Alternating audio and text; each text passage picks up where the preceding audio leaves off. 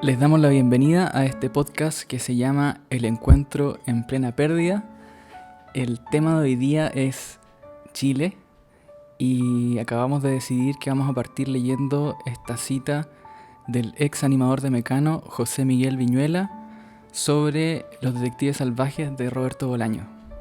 Dice: yo leí Detectives... ¿Cómo se llama? Los Detectives Salvajes, ese. Debo reconocer que solo leí un pedazo, como 100 páginas. Al principio era bien entretenido, pero después se ponía demasiado denso y empezaba a contar una historia a pito de nada. Honestamente no me considero un seguidor de él. No enganché con su manera de escribir. A mí me gustan los libros más románticos, más entretenidos. Historias policiales. Lo traté de leer por cultura, pero como te digo no lo leí más porque lo encontré incoherente a ratos. Excelente. ¿Cómo estás, Maximiliano Díaz? Bien, muchas gracias. ¿Y tú, amigo, cómo estás? Bien, me intriga descubrir qué pensaste cuando te propuse que hiciéramos un capítulo con la temática Chile. La verdad es que me estuve cabeceando toda la semana. Fue como que me preparé para una prueba. Compré hartos libros y leí hartos libros. Algunos los releí, otros los leí por primera vez. Y llegué a la conclusión de que al menos creo que Chile se puede abordar desde 3 lugares o 3 perspectivas. Uno es el territorio, otro es la historia y el otro es la experiencia. Esas cosas claramente se van tocando y se cruzan en algunos momentos, pero hay algunos textos, películas en tu caso también yo creo que vas a mostrar, que en los que hay una clara predominancia de algunos de esos aspectos sobre esta cuestión de la identidad. Pensé mucho también en esto, como de hablar de la chilenidad, ¿no? Como de qué es ser chileno, que igual es como un encauce que puede ser bastante obvio como para pensar en un territorio, como no hay país sin sus habitantes. Perfecto, o sea, tú trajiste una tesis. Claro que sí. Trajiste toda una construcción teórica. Yo lo que pensaba, una historia que me acordaba, o algo que me acordaba en particular, creo que quizá tengo una especie de idea quizá más generacional respecto como a qué significa Chile, pero me acordé de haber estado en séptimo básico, devolviéndome del colegio a la casa, escuchando Los Prisioneros en un MP3, y que una compañera me preguntara qué estaba escuchando, y que cuando le dije que estaba escuchando Los Prisioneros me haya mirado con una cara de asco. Y pensando también en eso, dándome cuenta que no sé si fue para ti la experiencia así, pero haber recordado cómo nuestra generación estuvo marcada, quizá otras generaciones también, digamos, pero conozco la experiencia de la nuestra, o mi experiencia, como marcada por un desdén por lo chileno. Sí. Y por, no sé, tener MTV prendido todo el día y escuchar la música que estaba de moda en ese momento, Britpop, Sí. Eminem, 50 Cent, Black Eyed Peas, Sí, bueno, Korn. creo que, claro, o sea, en la infancia sí, pues, completamente. Estamos muy raptados por Norteamérica, sobre todo, yo creo. Pero en el caso de mi adolescencia creo que fue un poco más chauvinista por 2 cosas. Porque yo era rapero y consumía mucho rap chileno. Y porque durante nuestra adolescencia comenzó a florecer esa época maravillosa que tuvo el fútbol chileno. De hecho, como para partir con las lecturas que traje, quería como contarte una anécdota. Como pensando en esta cuestión de la chilenidad, estaba pensando como cuál habrá sido el primer momento de mi vida en el que yo me sentí como efectivamente chileno, o que yo era, o más que chileno, que me sentía como parte de una masa, de un colectivo que estaba unido por algo, por algún deseo, una ambición, un sueño. Me acuerdo de tener 4 años y estar en la casa de mi abuela, y mi abuela pone la tele en el living, una tele chiquitita con esas cajas como de madera, y pone un partido de Chile que estaba jugando Francia 98. Y eso mientras comíamos cazuela, y yo tenía como la cara pintada y estos gorros como con, con cascabeles. Y yo no entendía nada. Estaba con mi primo grande y mi primo estaba muy emocionado. Él de haber tenido 8 o 9 años, una cosa así. Él estaba muy emocionado viendo el partido. Y yo pensaba como, weón, a mí no me gusta el fútbol. Como, por qué estoy haciendo esto? Eventualmente me llegó a gustar, claro. Cuando me fui a ir al norte empecé a jugar a la pelota y ahí ya caí en el espiral de disfrute y de generación que el amor por la pelota. Mm. Pensando en eso, no sé si puedo continuar o quieres, Sí, no, dale. decir algo.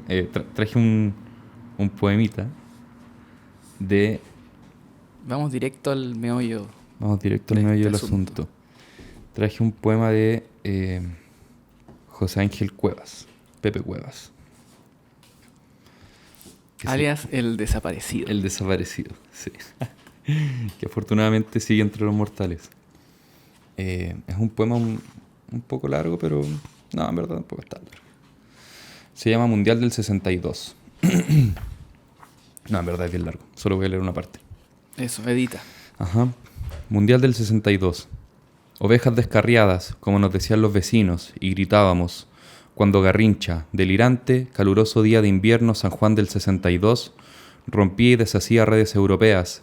Toda mi generación guitarrista eléctrica y motonetista hasta llegar al exterminio. ¿Cómo es posible probar en documentos? Todo salió a la calle caliente, los geranios volaron a pelotazos, en nuestra ciega alegría, furibundo músico, sonámbulo de la cuerda floja, salió a la calle justamente haciendo sonar el instrumento como si el cielo fuera a desplomarse. Al anochecer atravesábamos el parque semidestruido, donde se hacía el amor a la luz de un lejano farol y las estrellas, revueltos con la hierba embriagadora, a madera nueva de árbol. Volábamos, radio portátil en blue jeans casaca de cuero entre sueños y en los gestos peligrosos, por cierto. De manotazos iniciábamos, pues, esa encantadora faena nocturna que significa apoderarnos del Wurlitzer. Amada mía, tomo tus manos, las aprieto en la memoria mientras ganamos y ganamos partidos en el césped del Nacional. Tan verdecito, inventamos y bailamos rock and roll como pequeños dioses.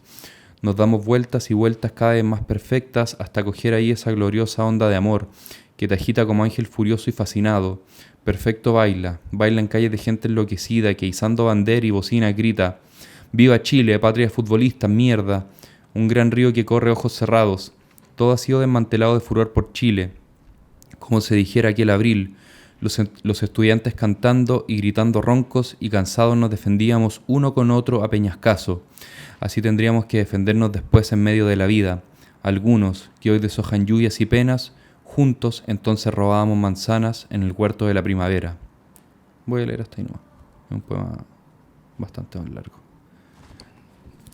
Intenso. Es intenso, es un poema bonito. Bueno, como no lo voy a leer entero, y sin ánimo de hacer spoilers tampoco, es un poema que retrata como... O sea, un retrato generacional a través de la cuestión de la pelota. Habla mucho como de sus amistades, de cómo la gente se va deteriorando. Habla, bueno, de lo que viene después. Después de esa juventud descarriada de personas que están como preocupadas del placer y el juego y el disfrute. Sí, entiendo esa tristeza de... O sea, que como que Chile es un país que la historia de Chile está fracturada igual. Como que siento que eso igual atraviesa como todas las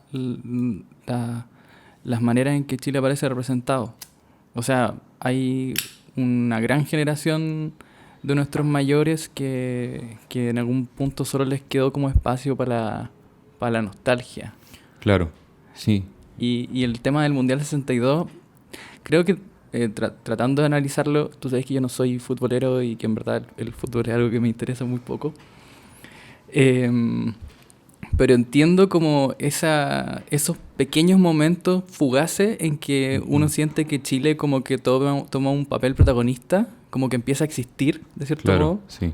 Me acuerdo de uno que es una tontera, pero como cuando el Loco por Mary, uno de los personajes menciona el Estadio Nacional en Santiago de Chile. Un personaje que se está haciendo pasar por un arquitecto. Me acuerdo. Le preguntan, bueno, Sí. ¿y qué edificio has construido? Y él, chamullando, dice, sí, el Estadio Nacional Santiago de Chile. Y como esa sensación de empezar a existir, como, ¿cachai? Sí, o sea, como... Que es bien triste igual porque es como una cosa previa que también desaparece después cuando el Estadio Nacional empieza a ser ocupado como centro de tortura. La otra vez estaba viendo un capítulo de Los Simpsons donde no sé si habrán hecho alguna especie de referencia o efectivamente se ocuparon estadios como para detención en muchas dictaduras, pero hay un capítulo de Los Simpsons en el que van a ver un partido de fútbol que es muy fome, que juega como Brasil contra México, una cosa así. Me acuerdo. Y cuando están entrando al estadio, March dice, oye, qué bonito, no puedo creer que estoy haciendo un centro de detención. Ah, brígido. Sí, brígido. Entonces lo vi y dije, como, weón, eso es alguna especie de referencia oscura a Chile. Claro. Se me ocurre que quizá trajimos como dos perspectivas muy distintas, porque Ujú. veo que tú estás pensando como en una suerte de homenaje a Chile. No, para nada. Estaba pensando como en todas las dimensiones que esto puede abordar y quería partir yo al menos con la cuestión de la experiencia, ¿cachai? O sea, porque la Mm, anécdota que te cuento no es positiva, no fue bacán, no fue divertido. mm, Eh, la cosa es que hay gente que lo pudo hacer celebrativo, pues, ¿cachai? Que lo sacó adelante como de esa manera. Pero no, estoy completamente abierto, amigo, a ya, cualquier desvarío posible. perfecto. Porque yo, la verdad es que para mí la condición de ser chileno se caracteriza por una especie de odio a Chile. Ujú. Y creo que siempre hay como está esa doble dimensión. Por eso contaba un poco la historia de los prisioneros. Ajá, ¿Cachai? sí, Como que quizás está cambiando ahora, no estoy seguro y no quiero hacer ninguna hipótesis al respecto. Y para mí como que la historia de esa relación conflictiva que todos los chilenos y las chilenas tenemos con Chile está muy bien encarnada en la historia de Raúl Ruiz con Chile. Digamos. claro. Y claro, cuando pienso en Chile, lo primero que pienso es en Raúl Ruiz. Probablemente porque es uno de los artistas que más se ha obsesionado con la figura de Chile, como en Ujú. pensar Chile, en reflexionar sobre qué es lo chileno, como convertirlo en un tema, ¿cachai? Y al mismo tiempo un tema súper conflictivo.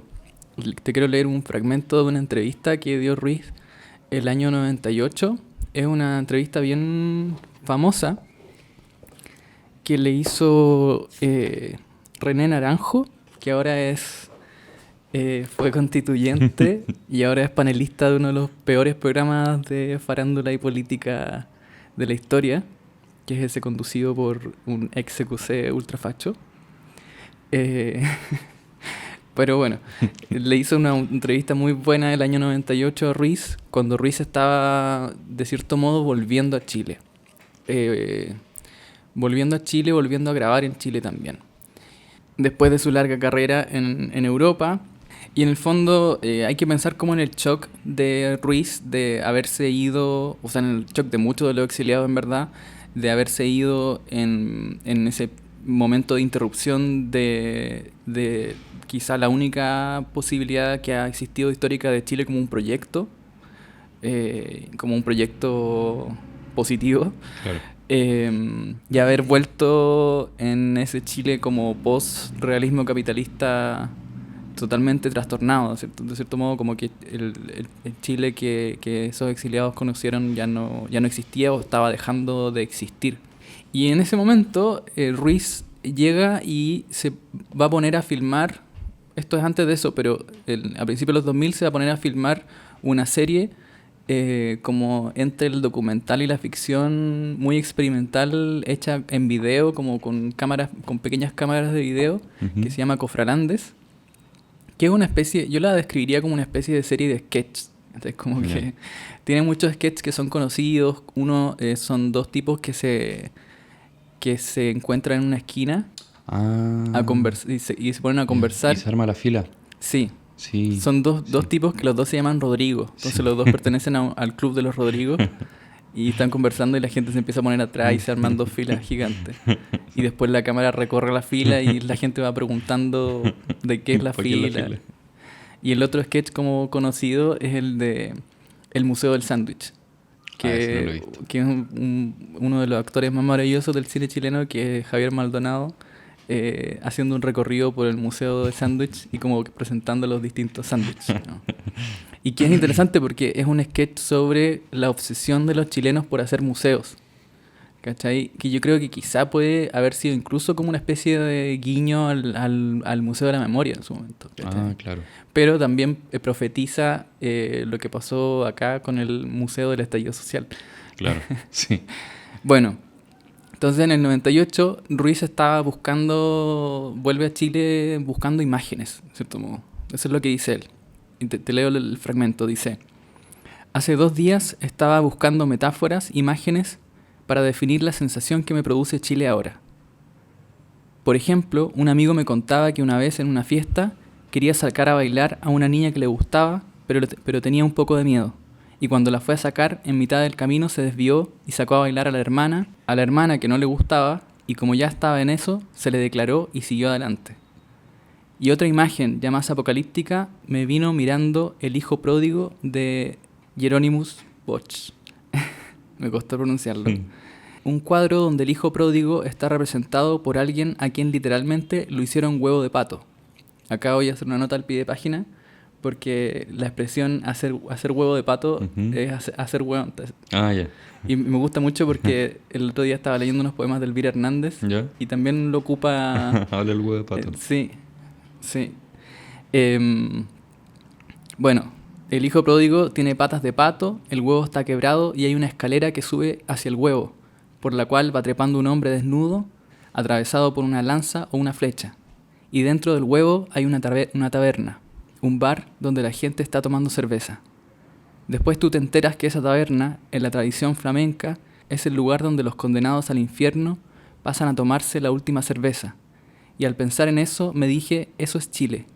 Es la taberna donde pasamos antes de irnos al infierno de una vez por todas. Y si uno se pone a mirar las entrevistas de Ruiz, sobre todo en ese periodo como de su regreso, están llenas de estas cosas que parecen como insultos al Chile actual. De hecho, en Cofralandes en algún momento cita un poema de Pasolini que dice: patria mía, cuya dulzura es un arma que no perdona. Pero no es solo la provocación, ¿cachai? Como que no es solo el insulto, sino que como lo interesante de la imagen es que Chile no es el infierno, ¿cachai? Es la taberna donde nos juntamos, digamos, antes de ir al infierno. Sí. Entonces, como que de cierto modo hay una especie de alegría melancólica. O sea, igual Ruiz hablaba de eso, como comparaba el estado anímico de los chilenos como con la saudade portuguesa, digamos. Como que hay una tristeza de ser chileno, pero al mismo tiempo es una tristeza como celebratoria, ¿cachai? Sí. Como que en verdad pareciera que ser chileno es como abandonar todas las esperanzas. Claro, era Ruiz también el que decía que si te portas mal en tu vida anterior reencarnas en chileno, ¿no? Sí. Ahora es interesante porque si tú te fijas en cómo hablaba Ruiz de Chile como antes del exilio y después, ¿cachai? Como que en verdad tenía una noción como muy clara de esa historia fragmentada, como fracturada, ¿cachai? Sí.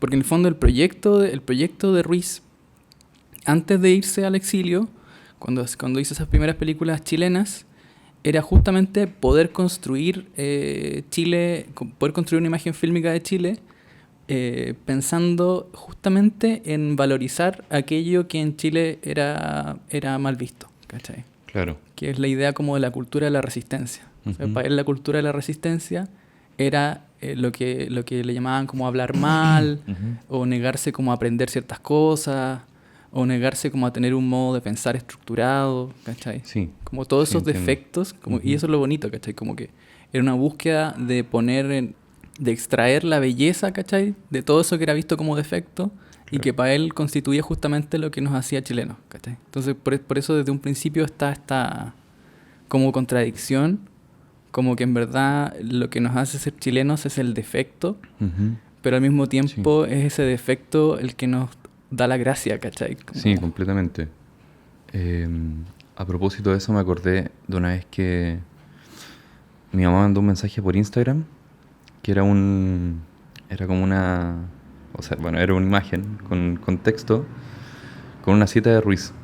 Y en esa cita Ruiz hablaba sobre que una de las cosas que lo encontraba muy valiosa de los chilenos es que fueran poco claros para hablar, que habláramos de manera intrincada, que se nos cortaran las ideas, que pasáramos de un tema a otro con mucha facilidad y que básicamente no se nos entendiera. Mi mamá me lo mandó así como no context Raúl Ruiz, ¿cachai? Me mandó la imagen nomás. Y yo le dije como, mira qué bonita la cita. Y ella me dice, no, bacán, sí, yo no lo conocía. Y yo le digo, no, fue un pensador y un director muy famoso, vivió muchos años en Europa, qué sé yo. Y me dice, mira qué bonito. Pero sabes que yo no le entendí nada de lo que dijo. Yo creo que el enredado es él. Eh, y eso me pareció muy ruisiano también. Una escena muy ruisiana. Sí, Eso. Ujú. totalmente. Totalmente. A fin de cuentas, o sea, como a esta altura ya es casi como un lugar común, como que es difícil hablar de Ruiz escapando del lugar común, Claro. ¿cachai? Y como que alcanzó ese estado que quizá alcanzó Parra también, ¿cachai? Ujú. Como que también se hace medio imposible hablar de Parra, eh, toda vez que... la expresión. Toda vez que pareciera que llegan como tan al corazón Ujú. de algo que todos entendemos. Yo creo que eso es lo que me parece interesante, ¿cachai? Claro. Como que llegan al corazón de una especie de gracia o de una especie de un brillo que pertenece a la gente que tiene la desgracia de haber nacido en esta tierra Ujú. y que al mismo tiempo como que somos todos capaces de entender. Claro. ¿Cachai? Como que me encanta como que tanto en Parra como en Ruiz se rompe totalmente la diferencia entre la cultura como de elite y la cultura popular. ¿Cachai? Sí. Y creo que una de las claves de eso es un poema que escribió Raúl Ruiz. ¿Sabías que Ujú. Raúl Ruiz había escrito poemas? Sí, sé que una vez le mandó sus poemas a Armando Uribe y Armando Uribe le respondió una carta que decía pastelero tus pasteles. Perfecto. Sí, en verdad yo no sé si este es un poema tan bueno. No sé si es bueno como poema. No tengo las herramientas tampoco para determinar eso. Pero sí es interesante como teoría del cine, ¿cachai? Ujú. Como que escribió una especie de teoría del cine en verso.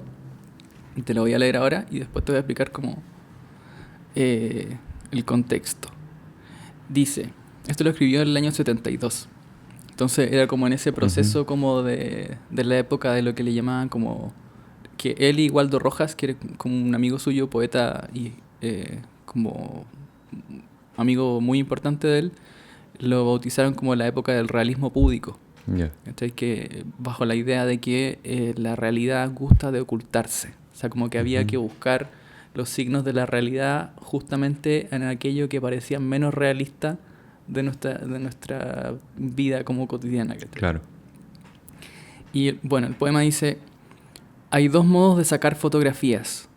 Una es del fotógrafo minutero, que en la foto deja mirar al que mira la máquina de cuerpo entero y exige que sus clientes sonrían.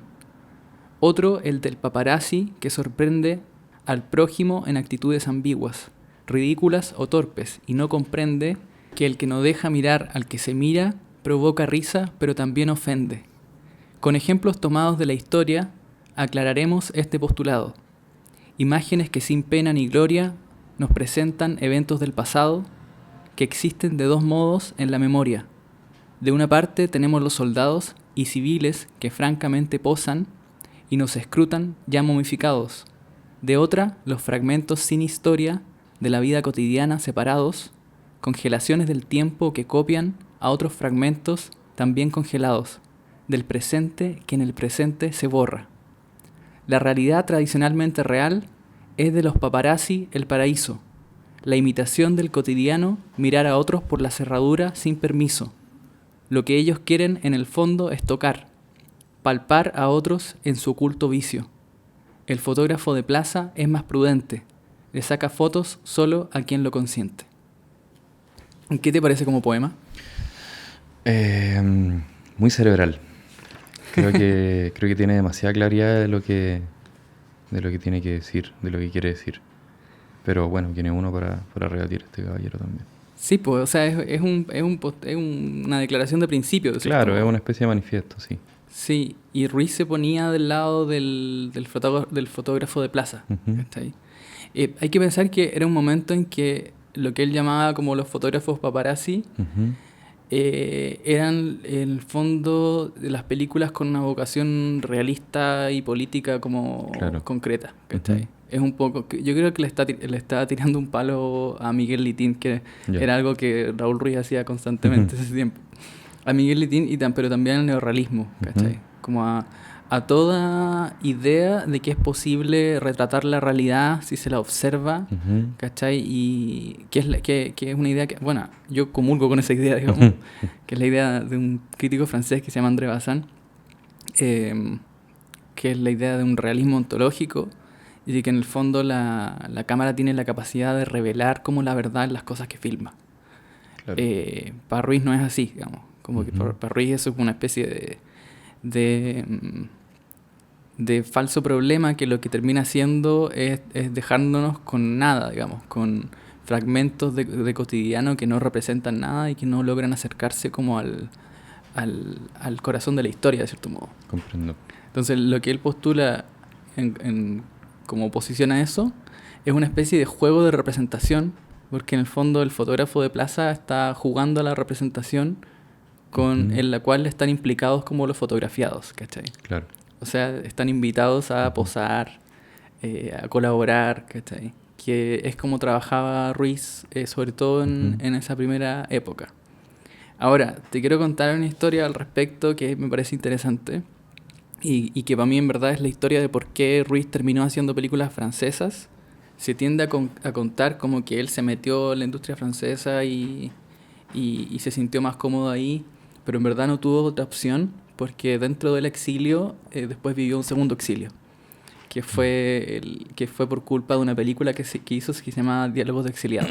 ujú, Entonces cuando él lo exilian, vive en una residencia de refugio, digamos, de chilenos exiliados y hace con ellos, digamos, con un grupo de amigos y amigas, eh, una película que se llama Diálogos de Exiliado. Se trata de un cantante chileno que va de visita a Francia y está a favor de la dictadura. Entonces como que va a cantar las bondades de la dictadura. ya. Y de un grupo de exiliados que lo invitan a carretear como para secuestrarlo, como buscando convencerlo de que cambie de postura. Eh, es una película muy graciosa. Yo creo que es la película más graciosa de Ruiz y que constantemente muestra, no sé, tiene una visión crítica de los exiliados, o no sé si es una visión crítica, pero sí como estaba dispuesto a reírse de algo que en el fondo era muy trágico, Claro. ¿cachai? Y en un momento como muy doloroso y muy Sí. álgido de la wea. Y me parece que esa es una actitud muy chilena también, Ujú, ¿cachai? sí. De hecho, lo que cuenta Jenny Cáceres, que escribió un libro muy bueno que se llama Los años chilenos de Raúl Ruiz, que yo lo compré con pocas ganas porque pensé como, bueno, va a ser como otra biografía, Ujú, pero está muy bien escrito, muy bien articulado y narrado todo. O sea, como que narra, por ejemplo, el, cómo fue el día del golpe para Ruiz y como sus amigos. Y esa parte es como muy emocionante, tensa, increíble. Bueno, y cuenta todos los problemas que Ruiz tuvo por haber hecho esta película, Diálogos de ujú, Exiliado. Y como que el momento que inaugura esos problemas fue una exhibición que hizo donde habían como refugiados de distintos países. Y al final de la película fueron los cubanos los que se pararon y dijeron como esto es un agravio contra es una todo. caricatura.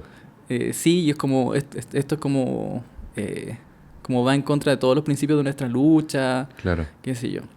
Y en la película mostraban cómo los chilenos como que de repente trataban de aguacharse plata de unos fondos que llegaban para los exiliados, Ujú, cómo tienen problemas de convivencia con exiliados de otros países, ajá. no respetan las reglas como que les ponen los franceses en las residencias donde están alojados, ¿cachai?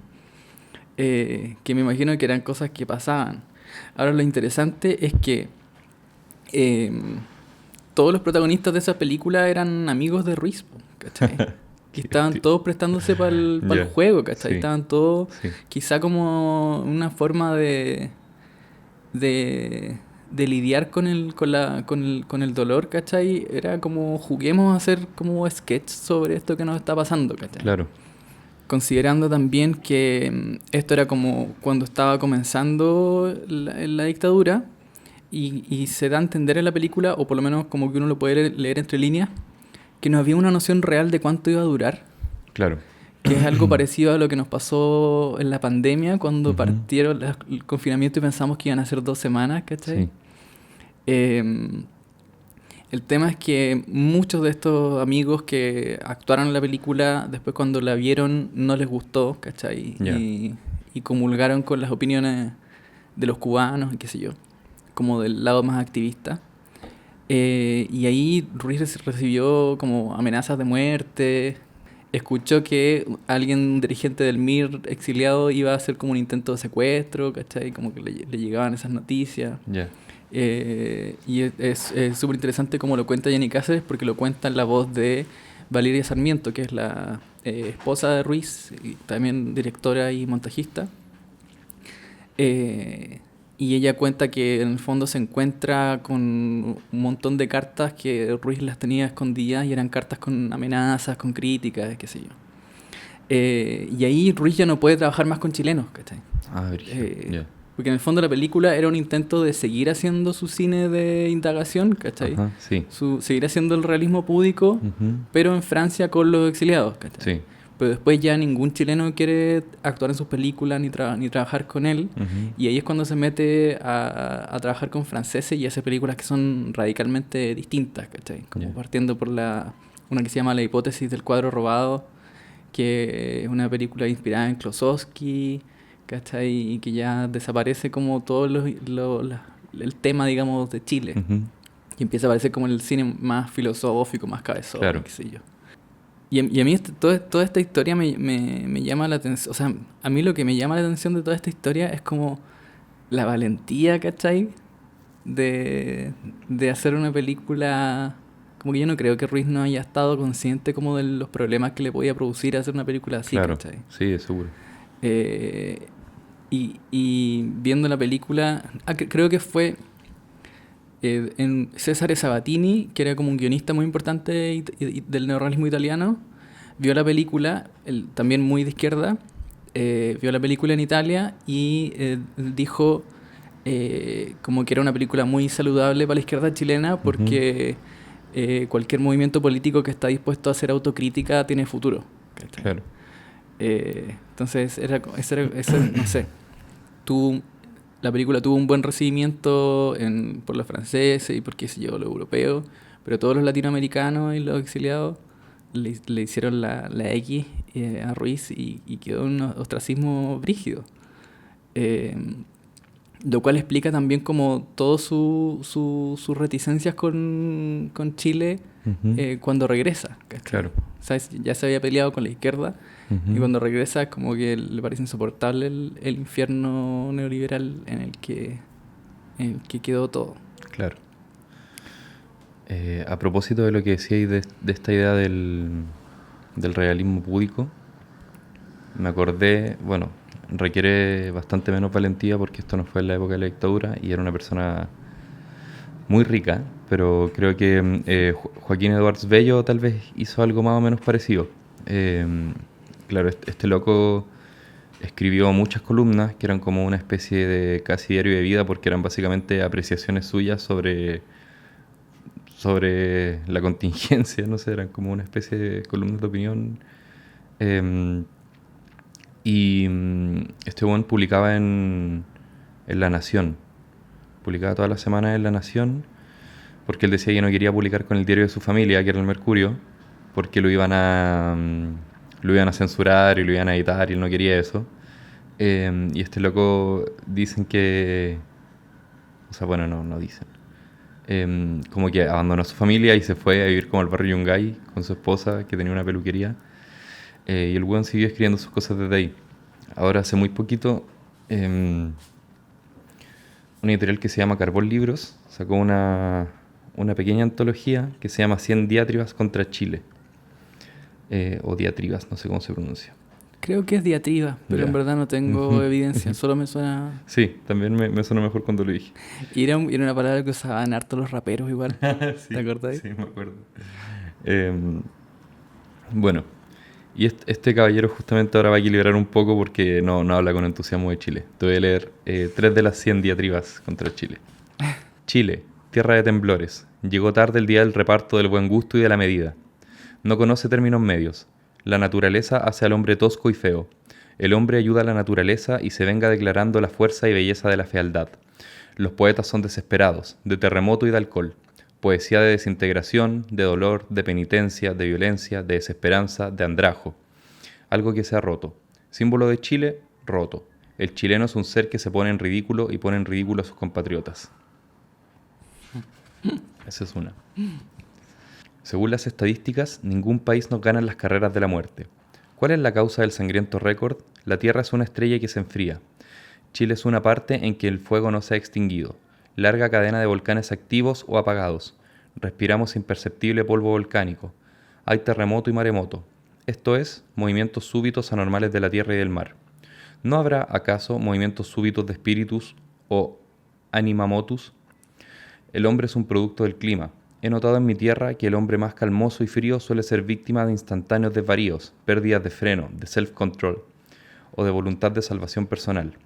Causas: clima volcánico, terremotos y maremotos, poca leche, comidas con grasa y ají, alcohol, caída constante del peso y ausencia de imaginación. Santiago, con sus barrios bajos infectos, sus postes de teléfonos y el basural que lo circunda por falta de hornos crematorios, es como un pie sucio y fétido con zapato Luis XV. No hay proporción entre los palacetes del Parque Forestal, la calle 18 y Alameda y los ranchos y conventillos que se suman por miles y miles. El tema de la desigualdad ya estaba como... Ya está instalado, claro. Sí, bueno, desde un comienzo. Como la desigualdad en la fundación misma de Chile. Claro. Que es tan bueno. Sí, es divertido. Sí, no sé, claro, como que al final, como chileno, uno podría pasarse una tarde entera insultando a Chile. Sí. Pero a ti, ¿qué sentís tú? Como, ¿qué te parece Chile o ser chileno? ¿Sabes que hay una cosa que me pasa que siento que lo venimos reconociendo nosotros, al menos generacionalmente, desde hace muy poco tiempo? Me quedé pensando en lo que dijiste al principio, de esta cuestión de que teníamos MTV prendido todo el día y en el fondo no había como ninguna noción sobre la chilenidad, más que por cosas como, no sé, el terremoto del 2010, ¿cachai? Como weas que generaban como una especie de unión que solía ser a partir de la tragedia. Y me acuerdo que de hecho históricamente estábamos muy desconectados también, como nuestra generación, digo, como... O nuestro círculo quizá también, Claro. porque pienso, hay gente de nuestra generación que venía como de esas familias de izquierda en las casas donde se escuchaba Sol y Lluvia y Sí. Víctor Jara, ¿cachai? Claro, Y claro, pues, quizá tú compartías ahí un background similar, sí, como de papás anglo. claro, sí. Papás anglo y también como muy temerosos de la dictadura, entonces como que no se hablaba de esas cosas, ¿cachai? Como Claro. gente que lo vivió, no voy a decir de cerca porque afortunadamente no tengo ningún familiar detenido desaparecido, pero gente que no era como de una clase alta, que no estaba instruida en política. Claro, que solo conocieron el miedo. Y Claro, también que nuestros papás crecieron y se criaron en dictadura, digamos. claro, Claro. exactamente. Entonces me puse a pensar el otro día como... porque para mí al menos, no sé, pues como ponerme a pensar largamente como sobre la dictadura y sus consecuencias fue una cosa que aprendí más de grande, ¿cachai? Como en la universidad o qué sé yo, o leyendo algunas cosas, o conversando con gente de la universidad que efectivamente tenía como papás que venían de la tradición de izquierda, que sabían mucho de historia, que saben mucho de historia. Y pensé como en esas aproximaciones que tuvimos hacia ese periodo tan oscuro y que no fueran directas. Me acordé de un libro que publicó hace poquito Overol, que se llama Rostros de una desaparecida, que la publicó Javier García. Javier García es un periodista que publicó un libro de poesía en el 2008 y este es su segundo libro. es una crónica sobre una tía suya que fue detenida desaparecida, que era, creo que, cajera en el casino de la Policía de Investigaciones. Al parecer ella como estaba en el MIR y ella al parecer como que cruzaba información de la gente a la que iban a detener, y se la pasaba al MIR para que ellos hicieran como carnets falsos y pasaporte y cosas así para que esas personas pudieran como transitar libremente por la calle o si era necesario salir del país también. Tengo aquí el libro, te voy a leer un par de partes. Es un libro puta, muy lindo, pero muy desgarrador también. ¿Es una novela o es como Es una crónica, sí, Ah, es ya. una crónica, claro. Tiene dos epígrafes, uno de Nicanor Parra que dice: de aparecer apareció, pero en una lista de desaparecidos. Y otro de Olga Tokarczuk que dice: durante mucho tiempo nadie advirtió mi desaparición. Esto es del principio del libro. Esta historia no comienza con la muerte de la protagonista, sino con su desaparición. Tenía 30 años cuando fue detenida por carabineros y agentes de la DINA, hace casi medio siglo. Sus años de ausencia superan a los de su vida. Sin embargo, a través de fotos y el relato de otros, Sonia Bustos se volvió una compañía, alguien presente en mi vida, una desaparecida sin tumba. Su nombre completo es Sonia de las Mercedes Bustos Reyes. Fue detenida el 5 de septiembre de 1974. De niño me decían que me parecía a ella, a la tía que nunca conocí. Me decían que me parecía a ella sobre todo por la nariz larga. Nací en 1977, 3 años después de que Sonia desapareció. En este caso, hablar de desaparición es hacerlo como sinónimo de muerte. ¿Está muerta Sonia? ¿Cuándo murió? Hasta su detención trabajaba como secretaria y cajera de la Policía de Investigaciones. Con el tiempo se transformó en un fantasma, en la protagonista de una biografía mutilada, un espectro al que solo me unía la nariz larga que veía en esos inmóviles retratos, en blanco y negro, repartidos en distintas partes de la casa. Recuerdo cuando mi madre lloraba para Navidad y Año Nuevo, la recordaba a ella, a su hermana, a su partner, los años de infancia y juventud que disfrutaron juntas. Ahora me acerco a ese fantasma en una historia donde se repetirá la palabra tumba, precisamente porque no hay tumba. El libro continúa, bueno, hablando mucho de la vida de su tía, como habla de los registros que tienen de ella, cuenta que su tía sacaba fotos, que escribía poesía, que vivían en una casona en calle Catedral con su familia, con sus hermanas. La mamá de Javier García también fue detenida un tiempo después de que detuvieran a su tía, y ellas dos se encuentran en el centro de detención, creo que fue Cuatro Álamos. Y ahí es una parte muy terrible porque Sonia, su tía, como que se despide un poco de su mamá, con un gesto simbólico que es entregarle la llave de su closet. Después de eso, liberan a la mamá del autor del libro. Le dicen que la van a matar. Creo que ellas estaban detenidas con este infame torturador de la DINA, el Guatón Romo. Y cuenta Javier García en el libro que suben a su mamá a una camioneta y le dicen que la van a llevar a Arica para matarla. Y al final no, le vendan los ojos y la dejan tirada cerca del matadero Franklin.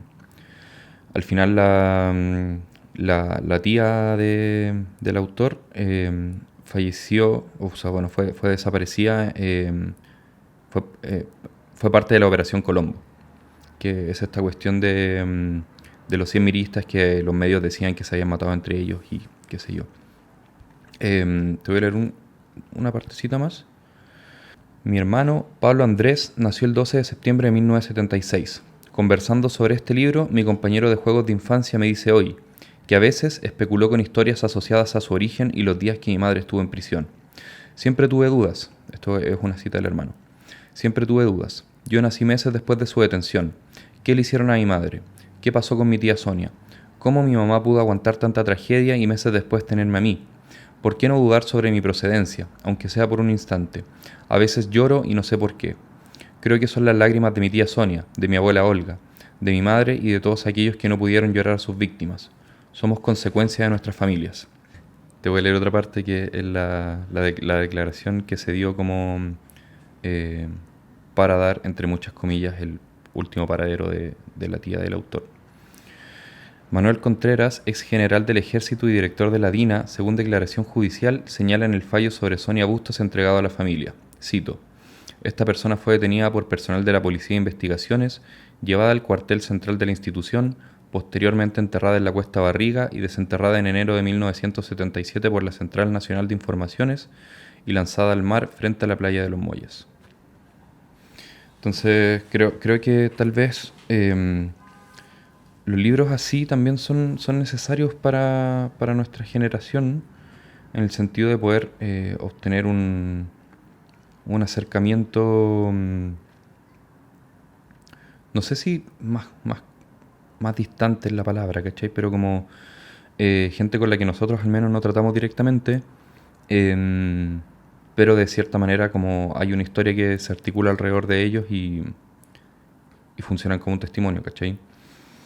Pensaba también en cómo es importante que esto sea literatura, ¿cachai? En el Claro. sentido de que la diferencia entre un informe o un reportaje, ¿cachai? O como una especie de archivo como más, muy entre comillas, objetivo de lo que sucede, y la literatura, es que la literatura es capaz de, en el mejor de los casos, transmitir una experiencia. Justamente lo que nos separa o lo que, de lo que carecemos, quienes como que estuvimos fuera de la posibilidad de tener contacto con esta historia, Ujú. es justamente de la especie de transmisión de esa experiencia. Claro. ¿Cachai? Como, Sí.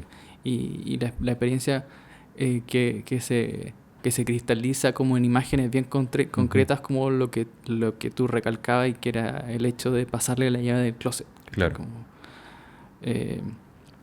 en un sentido de que como que no basta como solo con la información, ¿cachai? Claro. Como que a fin de cuentas no es un tema de información, Sí. sino de algo más complejo, ¿cachai? Como Sí. de experiencia humana con sus emociones, Ujú. con sus dolores.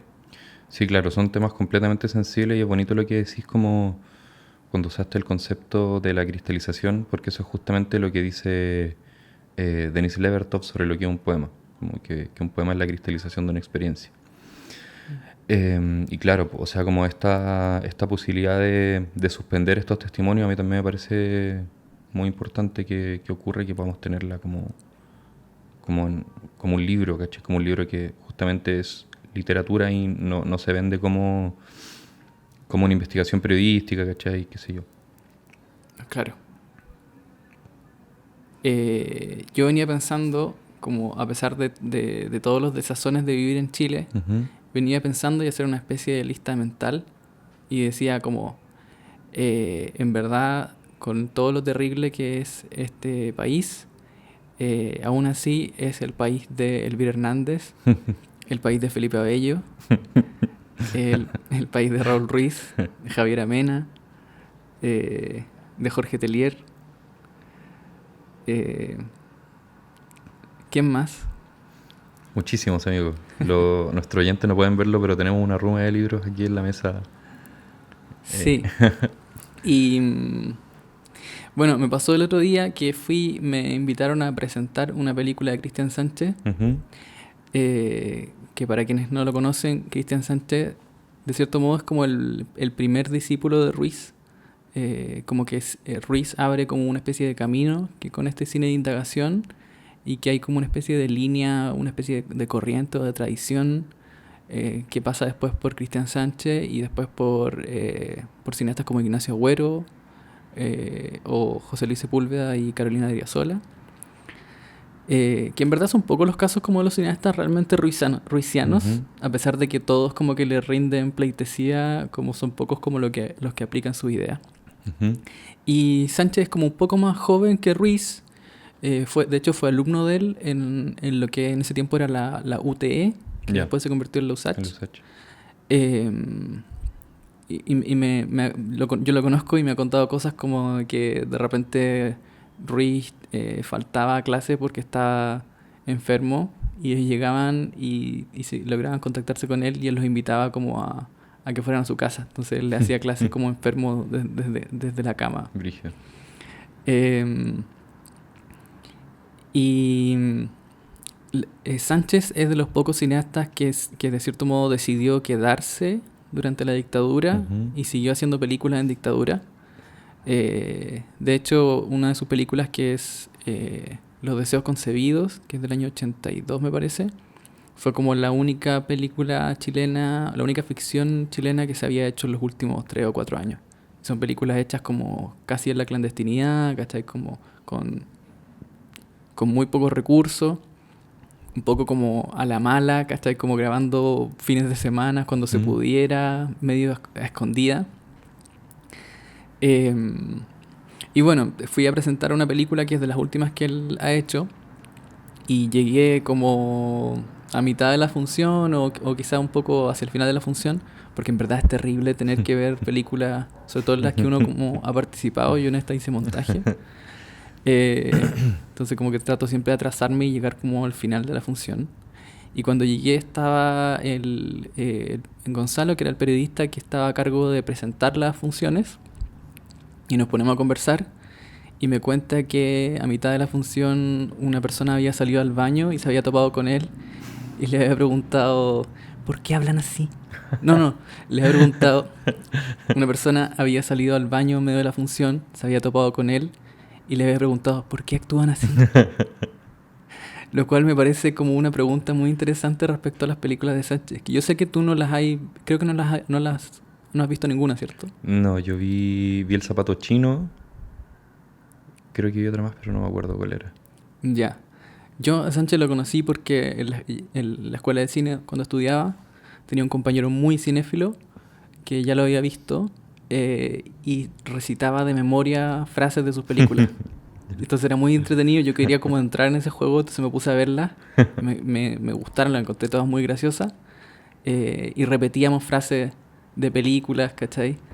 Que se habían convertido ya como, no sé, nos convertimos en una especie de culto a Sánchez, que después nos hizo clase. Y ahí como que muchos abandonaron ese culto. Porque igual es una persona con, no sé, como un cierto grado de locura, ¿cachai? Que es lo que le permite como ser tan interesante también como creador. Y como para ejemplificar o para analizar un poco, porque en el cine, de cierto modo, siempre se ligó, o en algún punto lo que inaugura Ruiz es que los chilenos pudieran escucharse a sí mismos hablar en el cine.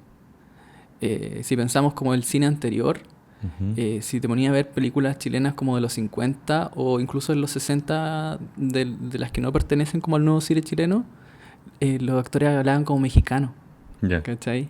Y de hecho Chile Films, cuando se fundó, mandaron a Coque Delano, creo que era, que iban a ser como los encargados de armar Chile Films, lo mandaron a los estudios Churubusco en México a estudiar cómo se hacía todo, ¿cachai? Y llegó y dijo, bueno, así lo hacen allá, ¿cachai? Y gran parte por eso las películas del año 50 no parecen películas chilenas, a pesar de que de repente aparecen personajes como un guasito y cosas así. Y el tema con el lenguaje es fundamental porque en el fondo hace que las películas sean intraducibles, ¿cachai?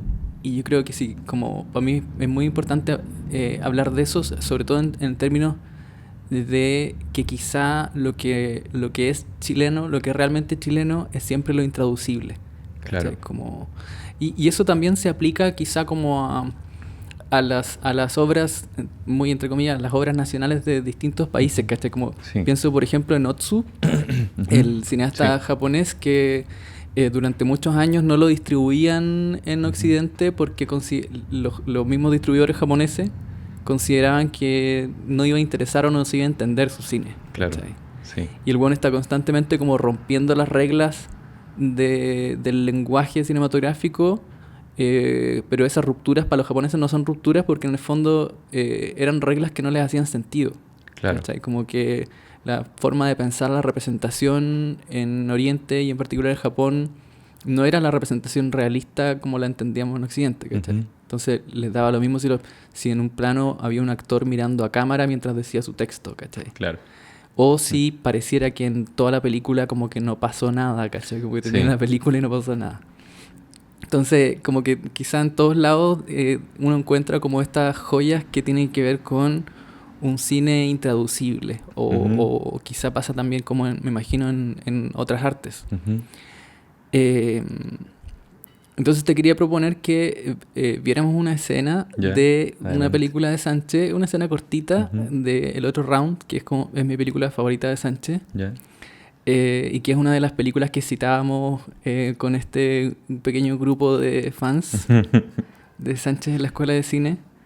Eh, y es la primera película que se hizo en digital, Ya. ¿cachai? Que es algo súper importante porque también habla de una precariedad, como una especie de, de libertad que solamente te puede dar la precariedad, ¿cachai? Ya. En el cine. Ujú. Y volviendo a los japoneses, ¿cachai? Como que tiene mucho que ver con la idea del wabi-sabi, ¿cachai? Como del buscar la precariedad, ¿cachai? Como una especie de nobleza en la Ya, precariedad, claro, ¿cachai? comprendo. O la imperfección. Ujú. Eh, Eso, veamos la escena. Sí. Nuestros radioescuchas van a escuchar el audio de la escena, que yo creo que ya es suficiente para los motivos de este análisis que queremos. No sé si es un análisis, pero de este disfrute. De este divertimento.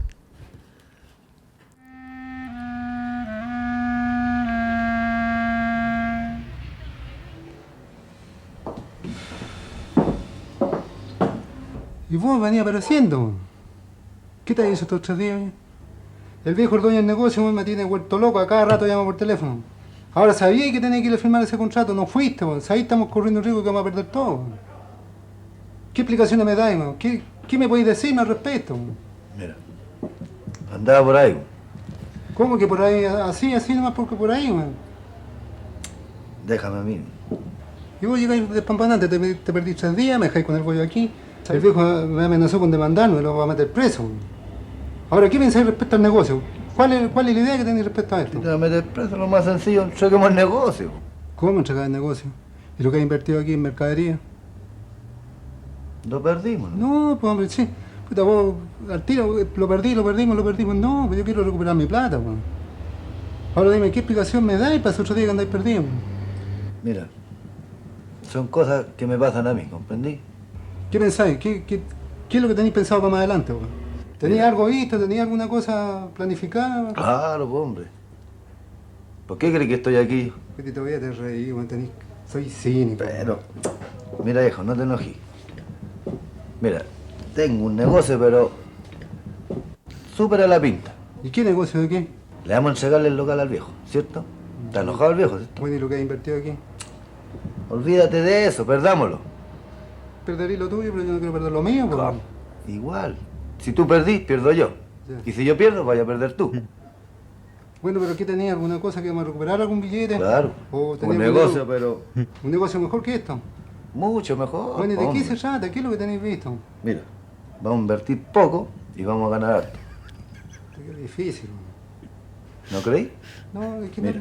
no te creo, no te tengo fe, no te tengo confianza. Qué fe, hombre. Ahora me vaya a tener cualquier fe. Mira, Con esto. Este es un clavel, pues. claro, ¿Y qué solución tengo con el ahí clavel? está la papa, para ganar plata. No le tengo, no creo que sea para esto. No. ¿Sabes qué más? No te tengo fe, weón.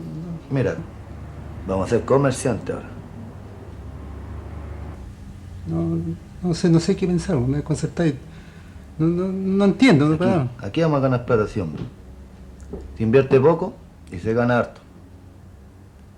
Bueno, si tú lo dices. Aquí tienes que pagar arriendo. Le entra poca utilidad. Qué poco tiene, no entra nada, weón. Entonces, y aquí invertís poco y ganáis harto. Bueno, vamos. Piénsalo tú. Qué espectacular, weón. ¿Cierto? Qué maravilloso. Me quedé justamente, o sea, bueno, claramente esta weá es una referencia a eso, pero como esos lugares comunes de la chilenidad me parecen fabulosos, así como esta weá de esta frase que todo el mundo dice todo el tiempo, al menos como la gente más del pasado lo decía, como invertir poco y ganar harto, cuánta plata está entrando, eso como de, no, mira, vamos a hacer una weá, bien hecha, va a quedar buena. Como este otro concepto, este otro dicho popular del no, es que me va a llegar una plata. No, me va a llegar una plata, sí. no, me va a llegar una platita. Y no, cuando me llegue la plata, no, Ahí nos arreglamos. Ahí nos arreglamos, te pago lo que te debo. Tuvimos que hacer un pequeño corte porque estaba pasando el camión de la basura y se estaba escuchando feo. Sí, había mucha basura. Pero estábamos hablando de esta escena del otro round y tú estabas hablando, deleitándote con los lugares comunes. Sí, o con los esta lugares frase. comunes del lenguaje. Creo que me gustaría hacer como un pequeño quiebre en la estructura de esta conversación. ¿Ya? Y decir que ya tal vez, con lo leído anteriormente, podemos pasar a otro tema. Porque creo que la primera parte de la discusión se centró más en lo histórico. Mm, Creo que ahora podemos pasar a esa otra parte que para mí es muy importante en la chilenidad, que tiene que ver con la experiencia. claro. Que tiene justamente que ver con esta cuestión del lenguaje. O sea, Me estaba acordando de que cuando falleció Raúl Ruiz, Roberto Merino escribió en su obituario, como a través de las películas de Raúl Ruiz, por primera vez me di cuenta que ser chileno podía hacer algo. ujú, ¿Cachai? Como que no existía una representatividad, no era representable, ¿cachai? Como el ser chileno siempre era como un defecto, una falla, ¿cachai? claro. Y estas películas nos hacen como disfrutar eso, ¿cachai? Como yo llegaba a la escuela y nos saludamos con otro compañero diciendo, oye, llegáis despampanante, ¿no? Te tengo un negocio a la pinta. A la pinta. Y creo que lo interesante de eso que Ruiz llamaba como la cultura de resistencia no es necesariamente como el lugar común, sino como el momento del error donde aparece algo nuevo que ni siquiera cabe como dentro de la frase típica, ¿cachai? Claro, Como sí. el llegáis despampanante, Sí, como sí, que en sí, verdad sí. altera, subvierte totalmente el sentido de la palabra despampanante. Yo creo que todos los chilenos entendemos contextualmente las cosas. Sí, Entonces sí, como que completamente. podemos entrar en la weá y nos da risa, ¿cachai? Sí, me pasó la otra vez, tuve una experiencia así, de hecho. Yo hace como 5 meses que practico karate, y el otro día el sensei me retó porque me di vuelta en la práctica como para apretarme esta especie como de cinturón, de cordones que tiene el pantalón del karateki. Y el sensei se acercó y me retó y me dijo que esto no era una clase de ego. Y yo me quedé pensando y dije, se refiere a la vanidad. O sea, no se lo dije claramente, pero como que me quedé pensando después. Escribo una especie de diario sobre esta cuestión porque es una experiencia muy, muy atípica, sobre todo porque es como karate con enfoque tradicional japonés. Entonces, después de las prácticas siempre escribo lo que pasó y ahí escribí como el sensei me dijo, y esto no era una clase de ego. Y me puse a pensar y dije, claro, sí, pues se refería a vanidad. Y efectivamente eso pasa mucho, como... Claro, como que te podría haber dicho, esto no es una clase de ego, es una clase de super yo. Claro, sí. Y a propósito de eso, me interesa mucho esta cuestión que pasa a veces como cuando las personas como dedicadas o cercanas al pensamiento se dedican como a desgranar esos lugares comunes como del chilenismo. A mí me llama mucho la atención también esta cuestión, que es un lugar común más como de nuestra generación, yo creo, o tal vez como de los 40 hacia abajo, como decir que Chile es un lugar pacato. Como, no, siempre con la moral religiosa, pacato para arriba, pacato para abajo, todo es pacato. Efectivamente es un país donde en términos prácticos no hay una separación entre iglesia y Estado, por ejemplo, o no hay aborto, no hay eutanasia. O está comenzando a haber una separación Claro, sí, dudosa, o sea, ahora, pero hace pocos años. Sí, hace muy poco y se está como recién conversando y se hacen proyectos de ley y Claro. hasta esos proyectos de ley tienen una cosa media pacata, ¿cachai? Entonces Sí. me puse a pensar como tal vez qué era la religiosidad y cómo operaba en la vida de les chilenes. Y me acordé de un libro que publicó La Pollera, que es una antología de textos místicos y religiosos de Gabriela Mistral, donde tiene aforismos, algunos poemas, algunos discursos, unos ensayos. Y te quería leer como lo que Mistral piensa sobre el concepto de religiosidad. Es un ensayo, así que te voy a leer unos parrafitos. Dale. Es muy bonito. Bueno, este no es el inicio del texto, pero número 1. Voy a conversarles de lo que yo llamo el sentido religioso de la vida. Para mí la religiosidad es la saturación que ha hecho en la mente la idea del alma, el recuerdo de cada instante, de cada hora, de esta presencia del alma en nosotros y el convencimiento total de que el fin de la vida entera no es otro que el desarrollo del espíritu humano hasta su última maravillosa posibilidad. La materia está delante de nosotros, extendida en este inmenso panorama que es la naturaleza, con la intención aparente de hacernos olvidar lo invisible, apegándonos a su hermosura, y nuestro cuerpo está susurrándonos que Él es nuestra única realidad. Son los dos tentadores, son los dos insignes engañadores. La certidumbre del alma nos da, como al rey, el recuerdo de su majestad, la nobleza de la palabra, y nos impone terriblemente la rectitud de los actos. Hasta el mal rey, cuando se acuerda de que lo es, vacila un poco al decidir una injusticia. El siervo vacila menos. Religiosidad es sentir agudamente la responsabilidad de los actos. Saltamos a otro párrafo, que es el último que te voy a leer. Y dice: entre los artistas son religiosos los que, fuera de la capacidad para crear, tienen al mirar el mundo exterior la intuición del misterio, y saben que la rosa es algo más que una rosa y la montaña algo más que una montaña. Ven el sentido místico de la belleza y hallan en las suavidades de las hierbas y de las nubes del verano la insinuación de una mayor suavidad, que está en las llamas de Dios. Les roe el corazón como una herida el ansia de lo perfecto, y el solo imaginar la perfección y ansiarla con tanta angustia les dice que lo que ansían debe existir. Después de su lucha entre lo concebido y lo realizado, en la cual fueron vencidos, se hace en ellos una infinita humildad, porque se sienten vasos limitados de una ilimitada hermosura. La ilimitada hermosura es Dios. Qué lindos son esos textos de Son muy hermosos, muy, muy hermosos. Sí, ahora me da la sensación de que igual son bienes excepcionales dentro de la cultura chilena en general. O sea, de las obras en general. Como no se me ocurren muchos artistas chilenos místicos o que hayan abordado la religiosidad como de manera tan profunda. Claro, ni tan directa.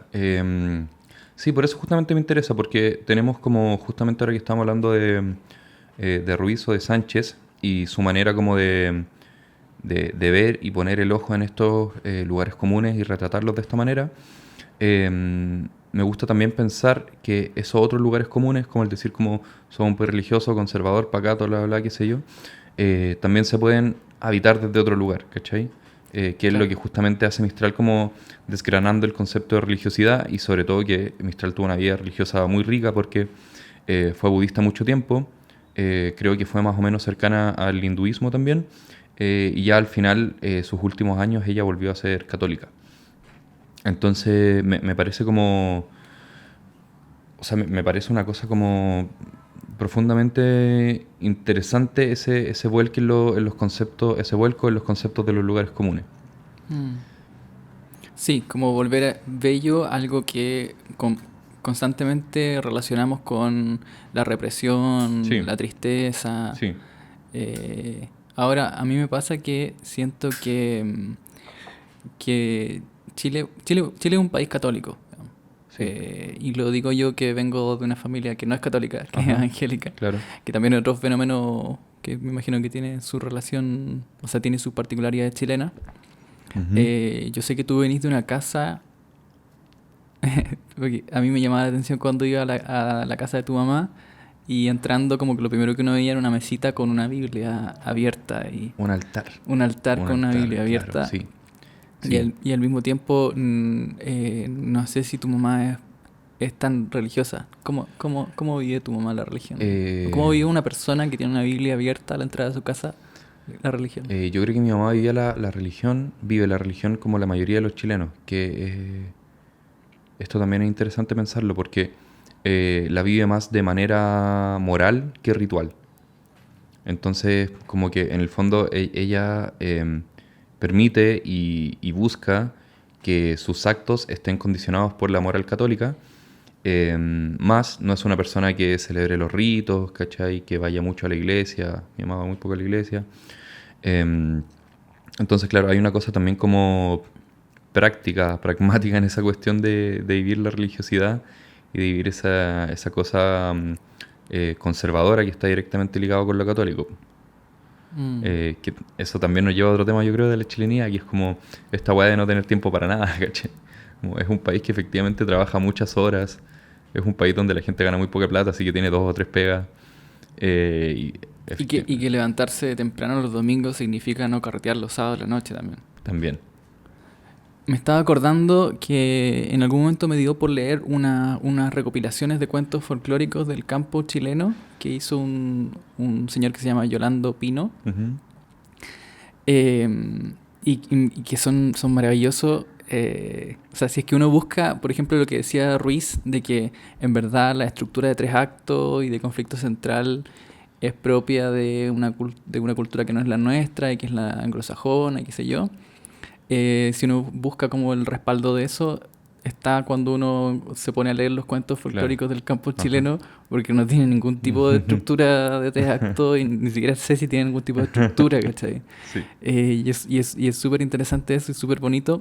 Y también pensaba, como ligándolo con el tema de la religiosidad, cómo mezclan, cómo se produce ese fenómeno del sincretismo y esos cuentos empiezan a mezclar figuras, ¿cachai? Como que uno puede rastrear como un origen cultural indígena con figuras como de la religión católica. Claro. ¿Cachai? Como que algo que pasaba constantemente en el campo. Me acuerdo, por ejemplo, de un cuento que me gusta mucho, que es sobre unos hermanos que se turnan para pillar a un pájaro que se está robando los frutos del árbol, Yeah. de un árbol que tiene. Y para ser guardia le dicen al papá, ya papá, yo voy a pillar al pájaro, dame una escopeta y 3 garrafas de vino. Y se quedan durante la noche tomando vino con la escopeta, esperando al pájaro, y obviamente se quedan dormidos y el pájaro no lo logran pillar. Y al final, cuando lo pillan, la narración cambia de algún modo y el pájaro ya no es un pájaro, sino que es el diablo. Yeah. Y le ofrece como casarse con sus hijas. Y después se casan con su hija y después el diablo vuelve a ser un pájaro.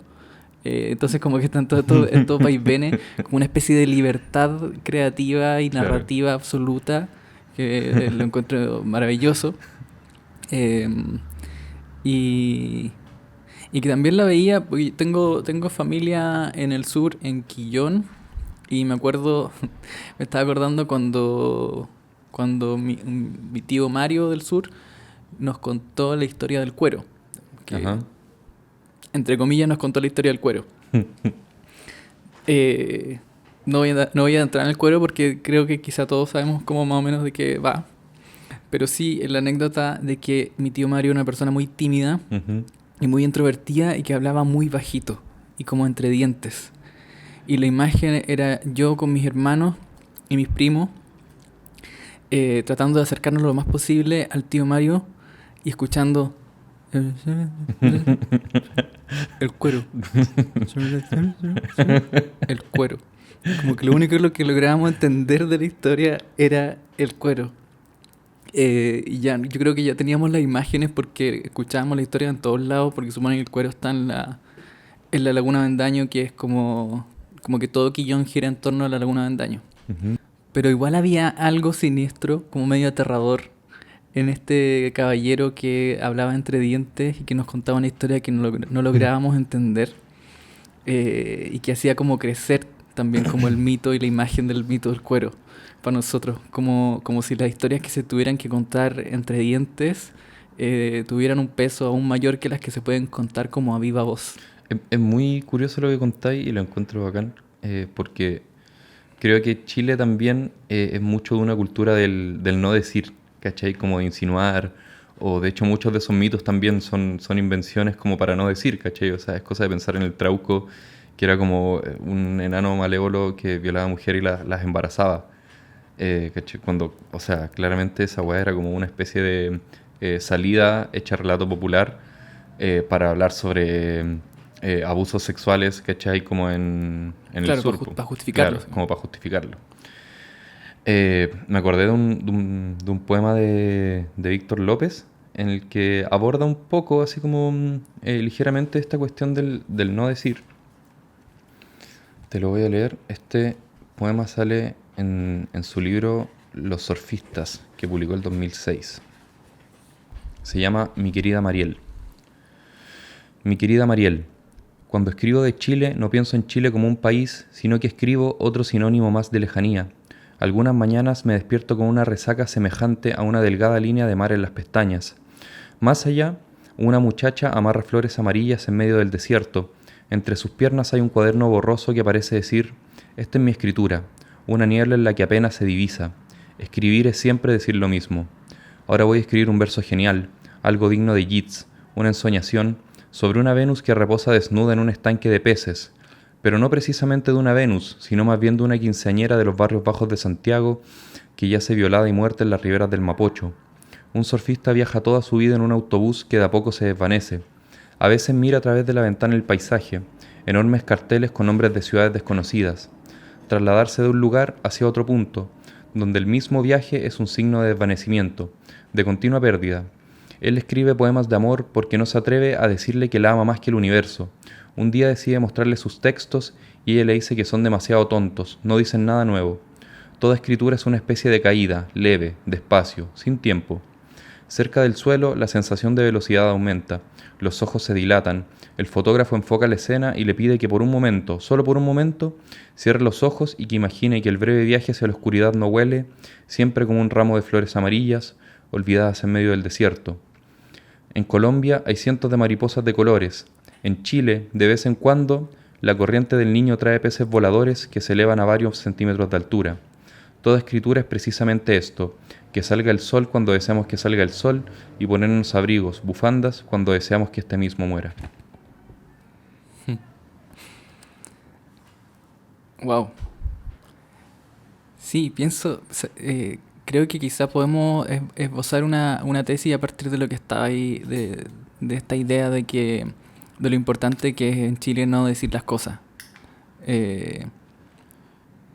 Me acordé de un ejemplo que daba Carlos Flores, me parece, sobre como una práctica común del campo chileno de hablar sin enunciar las cosas, como evitar declarar las cosas.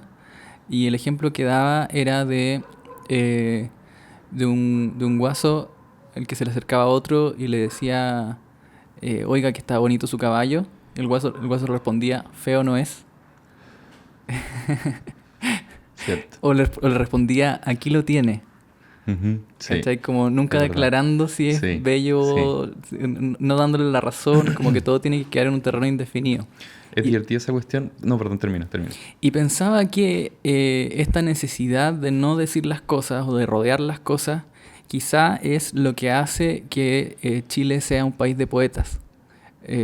Pensaba en algo que escuché de tú y tus amigos poetas alguna vez, que era este concepto de la opacidad, que yo no sé cómo concretamente qué es, pero me hace pensar en eso, como la idea de que ojalá cuando uno escriba no quede tan claro como... Sí, que sea un poco brumoso. Claro, ¿cómo definiríais la opacidad? O sea, justamente la pienso así. Es divertido hablar de opacidad porque creo que nadie tiene el mismo concepto, más se usa en todas las mesas de poetas. Pero claro, es justamente esa cuestión de la no claridad, ¿cachai? Como de que hay cosas que se sugieren, cosas que aparecen, y esto de que un poema no alcanza a ser un poema si tienes el control total sobre la situación, sobre lo que pasa en el texto, sobre la estructura del texto, sobre el pensamiento. No es llegar de un punto A a un punto B. Claro, o sea que, bueno, nuevamente es la idea del realismo púdico. O sea que uno no puede llegar y hablar de las cosas directamente porque, como cita también por ahí también Raúl Ruiz, los fenómenos se desvanecen si es que uno los aborda directamente. Claro, O sea, sí. Ahora es divertido cuando pasan las conversaciones, como este ejemplo que diste de los guasos y el caballo. Me acuerdo una vez que leí una entrevista a Zambra en la que él decía que en Chile, estoy parafraseando, no sé si era exactamente esto, pero lo que me da a entender era que en Chile las cosas no se enuncian en las conversaciones porque siempre hay un otro que las constata. Como que está ahí en una mesa y te dicen como, oye, te está yendo bien. Y uno dice como, bueno, se hace lo que se puede. Es algo muy regular, ¿cachai? claro, o como la no necesidad, lo innecesario de completar las frases. Claro. Oye, ¿te fue bien con el...? Sí, sí. Sí, quizá hay un odio de los chilenos a las palabras. Me acuerdo de ese poema de Telier que termina diciendo como palabras, palabras, un poco de aire que atraviesa los labios como para decirlo o para evitar decir lo único importante que respiramos y dejamos de respirar, Sí. algo así. Sí. Y en general pienso en los chilenos mayores que conozco. Ujú, Mis abuelos, por ejemplo, claro. eran gente muy callada. O como que, bueno, ellos vivían en el campo y la gente del campo en general es muy callada y como que evita el hablar como si el hablar fuera algo incómodo, desagradable. Claro, ahí hay una cosa que podría devolvernos a la lectura histórica porque me acuerdo haber visto, no sé dónde, ni sé de quién, pero me acuerdo haber visto como un documental, creo. Fuente de los deseos. Fuente de los deseos. Fuente de ensalada. En la que se hablaba de que justamente una de las consecuencias de la dictadura era que la gente se había puesto muy celosa con su información. Para no ser acusado. Claro, la paranoia. Claro, la paranoia. Como... Pero quizás algo que está antes, no sé. Sí, eso estaba pensando también. Como Chile parece ser un país como donde se defiende mucho el secreto. Como, Sí. o las formas de operar, ¿cachai? Como que esas cosas... Sí, o sea, quizá tiene que ver con la cultura patronal en general, ¿cachai? Ujú. Como... y también con lo religioso, o sea, si tratamos como de vincular todos los temas por los que hemos pasado, Sí. ¿cachai? Como los estándares morales religiosos que constantemente se están rompiendo y que no se puede hablar de esa ruptura. Sí. Y aparece también esta frase como que a mí me parece muy chilena, que es como yo soy católico a mi manera, Sí. ¿cachai? Como que Sí. significa en verdad conozco las reglas, pero decido no seguirlas Decido, claro. y al mismo tiempo las respeto. Es como puedo respetar una regla y no seguirla, Sí. siempre y cuando no enuncie, ¿cachai? Como la ruptura. Hablando de esta cuestión de la enunciación, me dieron ganas de conectarlo con otra cosa más, porque siento que Chile, además de ser un país secreto, también es un país muy triste, como profundamente deprimido. Yanko González tiene un libro que son, creo que son puros poemas sobre el suicidio. A todo esto, Ujú. una nota al pie de página rapidita. Ujú. Ruiz cita constantemente un libro que es de un señor que se llama Franklin Acevedo, que se llama La tristeza del chileno, y que Ya. justamente es un estudio sobre la poesía chilena, no sé hasta qué punto, pero desde su inicio, mira. como atravesada por el tema No, de la tristeza. no lo Pero cachaba. lo busqué el PDF por todos lados y Ujú. no Ya. está, pero Está quizá bueno. algún día es sí un, lo es un buen leemos. dato, sí. Bueno, Yanko González tiene estos poemas sobre el suicidio y tiene uno muy bonito y muy, muy desgarrador en el que justamente no se denuncia lo de la muerte. Se llama 1999-2011. Querido Leopold, lee esto muy, muy despacio y créeme que no tengo otra forma de decirlo. Si hasta aquí has leído deprisa, te pido vuelvas a comenzar de nuevo. No me atrevo a pulsar tu número y quemar el poco aliento que nos queda. No seré quien arriba, no seré quien parte para quedar en la mitad y vacía. No te apresures, no te fíes de mi brevedad, porque este día pardo terminará en el mismo día pardo que persistirá inmutable en otro día pardo. Querido mío, hoy a las 4:30 de la madrugada, nuestro hijo nos dejó. Sus ojos ya no muestran ni sienten dolor. Perdóname. He perdido un cuerpo para llegar y he perdido un cuerpo para regresar. Qué lindo. Es muy lindo ese poema. Y triste. Sí, muy lindo y muy triste. Yo sé que tú te consideras una persona triste. Yo bueno, te Me acordé. conozco. Sí. Sabemos algo lo cual no tenemos por qué profundizar. Sí, claro. Y yo en particular no me considero... He tenido mis periodos dados a la melancolía y a la tristeza. Pero quizá, solo por llevar la contra, estaría bueno preguntarse como... ¿Dónde está como... o cuándo hay pequeños momentos de la alegría de ser chileno, ¿cachai? No en un sentido patriótico, Ujú. sino como... A mí me pasa, ponte tú, con las películas de Sánchez, que viéndolas digo, qué bueno qué bueno que soy chileno porque puedo disfrutar esto y es la única posibilidad de que yo lo Sí. entienda es siendo chileno. Es como esos memes de imagínate vivir en Holanda y perderte esto. Y uno ve Claro. una situación muy ridícula como en la calle. Claro, totalmente, totalmente. Y lo digo como ligándolo con obras de arte, ¿cachai? Como, o no sé, me pasa que también siento que, por ejemplo, el humor de Felipe Abello, Ajá, ¿cachai? sí, Como que es algo muy particularmente chileno, en un sentido quizá como más actualizado de lo chileno. claro. A mí me interesa mucho cómo en algún punto de su carrera Felipe Abello dejó de hacer un humor como negro y provocador y grotesco Ujú, y decidió hacer un humor complaciente y como que creó una especie de personaje complaciente sí, que habla mucho, ¿cachai? Como de cierta arista de ser chileno de la cual nadie había hablado, ¿cachai? O sea, este personaje que hace un show en Viña, en el Festival de Viña, y a mitad del show pregunta, ¿les ha gustado mi propuesta? ¿Cachai? Como, o dice, lo hemos pasado bien. ¿Cachai? Como que siento que hay algo muy chileno ahí en el sentido de que de una especie de debilidad de carácter que te lleva como una especie de inseguridad que te hace Sí. necesario como agradar, ¿cachai? sí.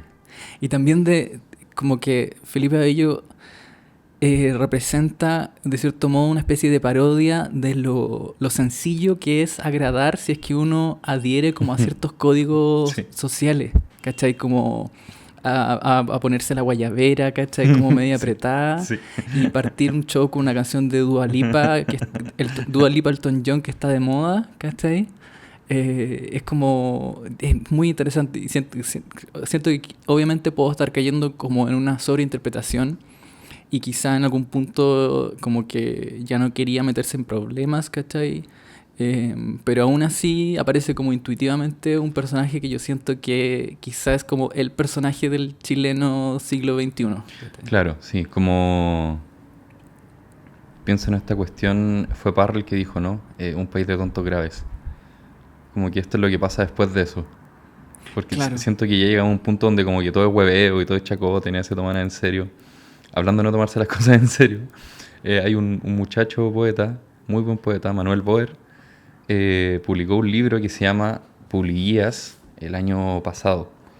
Y Puliguías justamente es un libro muy chistoso porque Boer como que escribe sobre los lugares de Chile agarrándolos para el hueveo. Te voy a leer uno de la sexta región. Me parece perfecto. Aclarar que para los auditores que no lo saben, yo y Maximiliano somos originariamente de la sexta región, Sí, de Rancagua. de Rancagua. Dice, los artistas de la cueca en Machalí deben tener por tradición una boca grande, ser mestizos, solo entrar por las puertas de la ley con título de cantante y de roto, con manos rojas de trabajar greda en el incendio del taller San Juan. El ejemplo de la conurbación Gultrocoya, con una maqueta del parque fondeada con descaro en el club de campo, con una fina cuña de Braden Copper Company, traída por el ángel del siglo XX, cerca de Santiago y a metros de la mina del Teniente. 60 años después se construyó la carretera del Cobre, extendiendo por kilómetros la avenida Millán, conocida como carretera Presidente Eduardo Frei Montalva. ¿Sabéis que me acordé de una tontera, pero que creo que quizá puede ser, no sé. Es que es una imagen que se ha quedado conmigo desde mi infancia. Pero me acuerdo que en Kinder tenía una compañera que me contaba que era de Coya. ¿Ya? Y yo asociaba la palabra Coya a los Koyak, Al Koyak. que son estos dulces. Y siempre me imaginé una especie de tierra de dulces de donde ella venía. Y donde como que los postes, no sé, pues poste stop, en vez del poste stop era un koya, ¿cachai? Como, y la tierra estaba hecha como de algodón y cosas así. Pero yo tenía esa imagen y creía mucho en esa imagen, ¿cachai? Eso, no sé por qué lo mencionaba. en verdad. Es muy divertido porque siento que llegamos a otro punto que es interesante, que es hablar como el territorio, como qué cosas Sí. hay repartidas por Chile que a uno le llaman la atención. Pensando en eso, creo que una de las weas que más he visto en mi vida y sobre las que más he reflexionado son las animitas. Y como el impacto que tienen las animitas en uno cuando uno pasa por al lado, porque depende mucho como el contexto y la situación en la que hay una animita como para sentirte triste o aliviado o preocupado, qué sé yo. Me acuerdo, ponte tú, de una, cuando yo vivía en Independencia, iba por la ciclovía de Avenida La Paz hasta mi casa y en una esquina había una animita con 2 bicicletas blancas pintadas. Y yo siempre iba a pasar por ahí y decía como, conche tu madre, cualquier día me van a matar. Claro. Lo mismo cuando vivía en Grecia, trotaba de noche, daba una vuelta al Estadio Nacional y por... Guillermo Mann creo que es la que está por detrás del estadio, que es una calle muy sola y muy oscura, había una animita como detrás del estadio y decía, conche tu madre, qué susto. Como que ahí lo que me daba miedo era la animita, ¿cachai? Como que no me fueran a penar y yo veía que de repente iban a botar basura al lado de la weá y decía como, ay, qué miedo. Sí, o sea, es que es muy fuerte esa tradición de marcar el lugar de una muerte también, ¿cachai? Sí, Como, sí, es muy fuerte. porque de un cierto modo simbólico y material, la muerte se queda ahí. Claro, hay una poeta, Jenny Díaz Huentén, publicó un libro que se llama justamente Animitas, que es como una especie de Spoon River, como que habla de muchas animitas y cuenta la historia de cada una de ellas. Es un libro muy bonito porque parte con un rito llamado Huecufe, que es un canto para espantar al demonio. Y dice, el que viene silbando como demonio negro, él viene caminando como demonio negro. Vi de venir silbando como lengua de fuego, vi de venir silbando como pie de veneno. Agárrale la cola de ese demonio negro, vi de la gente sola, vi de sangre veneno. Demonio dijo negro, vi de venir veneno, vi de gente de muerta, risa, demonio, hierro. Vi de la vida negra, risa, demonio negro, vi de gente veneno, como demonio muerto, como demonio muerto, como demonio muerto. Vi de venir la gente, vi de sonrisa hierro, vi de venir la vía como angelito negro. Y después de esto pasa a describir como, o sea, a contar la historia de muchas animitas, no sé si ficticias o reales. Te voy a leer 2. Dice, Artemio II Jara Pardo, 25 años, arrastrado por camión. Desesperado por contar la noticia, se casaría con Josefina en septiembre. Ella plantó unas violetitas en el borde. Los enamorados le hacen mandas. Cuando hacía el amor con ella, algo de plumas llenaba mi boca. Era comer belleza, alcanzar toda la sal de la tierra, incrustarme en las estrellitas de sus cejas. Qué oscuro se ha ponido mi corazón.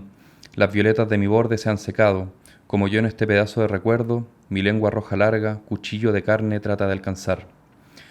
Él tiene una enfermedad redonda dentro. Sangra tan madura y ciega, tal enfermedad podrida entera, humana que le quiebra ojos y muelas. Y esta otra dice, Calista Arminda Rivero Rojo, 16 años, camino al colegio atropellada por motociclista, se dio a la fuga. La vemos preocupada y dice, pronto tocarán la campana. Sus compañeros pasan, le piden buenas notas a su animita llena de recuerdos y corbatas. Ayer debí rezar antes de dormir. Mi taita cuenta que hasta los bueyes se persignan y que todos los pájaros en el atardecer vuelan en su nombre. Después que se llevaron a mi padre, mi taita se quedó conmigo. Me enseñó a leer, a torcer el camino de las hormigas y a mirar el sol con obediencia. Mi golondrina incendiada, hija encendida de las estrellas, me decía. La sonrisa es para los contentos y en este camino no nos quedaron ni el alma ni los dientes buenos. Hace poco falleció mi abuela y me fijé en algo, no sé si esto es algo que pasará en otros funerales, que después del velorio, o sea, del camino del velorio al funeral, había que llevarse las flores y hubo una conversación entre mi mamá y mis tías respecto a qué hacer con las flores, porque encontraban que algunas estaban muy bonitas y sabían que si las llevaban al funeral, en los de las funerarias las iban a terminar botando. Entonces, Tu mamá algunas, le robó las flores a tu abuela en su funeral. algunas mi mamá entre ellas, quisieran llevarse flores para la casa bajo una lógica de en verdad, si no, se van a perder y las van a Claro. botar y están muy lindas. Sí. Y sé que y también otras de mis tías reaccionaban como en verdad yo no quiero llevarme Sí. una flor de velorio a mi casa. Y es muy extraño. Me pregunto qué va a pasar con tradiciones como las animitas como en las generaciones venideras, ¿cachai? Como qué va a pasar Es una buena pregunta. con las próximas generaciones que seremos todos ateos, o sea, espero que seamos todos ateos. pero de cierto modo tampoco me imagino un Chile sin animitas, ¿cachai? Sí, es que eso es lo curioso como de la animita como concepto, porque siento que no sé si este en particular tiene que ver tan directamente con el catolicismo, a pesar de que sí es como una especie de construcción de una iglesia en miniatura, ¿cachai? Como que esa referencia es muy clara. Pero también creo que hay como una cosa conmemorativa que se repite mucho, como tal vez las animitas muten, como lo que uno ve en estas esquinas donde mueren ciclistas, por ejemplo, que amarran una bicicleta y la pintan blanca y queda ahí para siempre, ¿cachai? Eso a su manera creo que también es una animita, Claro. y al final como que lo que construye, creo yo, el hecho de que exista una animita es el relato, que Claro. es algo que se conversa mucho. Me acuerdo, ponte tú, no sé por qué uno cuando es chico tiene a veces con los abuelos conversaciones que ellos no deberían haber tenido con niños. Me acuerdo de una vez cuando era chico, mi abuela vivía en el Manzanal, una población muy grande en Rancagua, y pasábamos siempre por una esquina donde había una animita, que es como cerca de las monjas del Mansa, un colegio. Y me acuerdo que pasábamos por esta animita y mi abuela la veía, y más de una vez me contó la historia y me dijo que en esa esquina había muerto una muchacha que era hija de un caballero que tenía un bazar al lado de la casa de mi abuela, y que ella era muy joven, que tenía como, no sé, 25 años, una cosa así, y que se iba a casar y que murió como el día antes de su matrimonio, una cosa así. Porque ella iba en moto con su tío y ella se cayó y se golpeó en la cabeza y murió. Y mi abuela me contaba como todos los pormenores muy trágicos de esa historia, que bueno, ella se iba a casar, al parecer su novio era como de Arica, no sé, un lugar muy lejano, se iban a casar en Rancagua, y me contaba como un relato como con un lujo de detalles que era impresionante, ¿cachai? Como, no, y me decía, y llegaron toda la familia del novio, llegó junto en un bus, ¿cachai? Como, y ahí estaba el papá de esta niña, y él les tuvo que decir que la niña había fallecido, ¿cachai? Como, y fue muy trágico, me decía. Y tú llegas a preguntarte cómo sabía estas cosas y cuánto de esto es como de su cosecha, ¿no? Claro, sí, po. Y ahí cachaba también que es un relato que se conforma entre muchas personas, porque mi abuela también me contó la parte que para ella era Cagüín, que me decía como, no, y la gente acá decía que no, que la niña no andaba con el tío en la moto, que andaba con un expololo, que se iban para no sé dónde. Entonces, caché que hay como una especie de construcción discursiva en torno a la animita, que es básicamente como mantener como vivo el recuerdo de una muerte insigne, porque al parecer cualquier muerte que sucede en la vía pública, como es una cosa tan chocante, merece ser llamada insigne, ¿cachai? Mm. Claro, como que hay una suerte, como no es, como que pareciera que la idea es que no es natural morir en espacios públicos, Claro. y que una vez que una muerte ocurre en un espacio público, se convierte en una especie de muerte pública. Exactamente, Como que su sí. historia le pertenece a la Sí, a comunidad. la comunidad, claro, exactamente. Un poco cambiando de tema o volviendo o girando nuevamente sobre la idea como del territorio, me acordé de una vez que iba en el bus de Rancagua a Santiago y escuché una conversación entre un niño pequeño y su mamá en el asiento de adelante, y el niño le decía, ¿vamos a ir a Chile? Qué bonito. Y la mamá le explicaba, no, estamos en Chile. Qué bacán. Entonces, y él le decía, pero entonces vamos a ir fuera de Chile, como vamos a ir a otro país. ¿Cachai? Y él le decía, no, nuestro país es Chile, nuestra ciudad es Rancagua, ¿cachai? Y él no entendía como la diferencia entre ciudad y país, ¿cachai? Ujú. Como que la idea de estar dentro de un país igual es una idea extraña que me acuerdo que a mí también me confundía cuando chico, ¿cachai? Sí. Como, ¿por qué hay otro lado? ¿Por qué un país Sí. tiene otro lugar? ¿Cachai? Sí, y eso que yo siento que en Chile al menos nos lo hacían más fácil porque nos decían como, bueno, está la cordillera y se acaba la wea, ¿cachai? Como, Claro. ¿qué pasa con las divisiones que no son claras? Bueno, o como ir a Perú, ¿cachai? Como viajar hacia el norte, ahí la división no es Sí. clara. Es como, era como en el Rey León cuando le dice como... Todo lo que toca la luz es tuyo. Claro. Sí, Hasta la cordillera. claro. Me acordé de una poeta que se llama Mariana Camelio, que justamente hablando de territorio, ella escribe de otro Chile, porque ella es de Magallanes, que básicamente es como una república independiente a la que solo puede llegar en avión. Pero que cada vez está tomando mayor predominancia. Claro que sí, ahora son gobierno. Ahora son gobierno. Y Tienen más privilegios.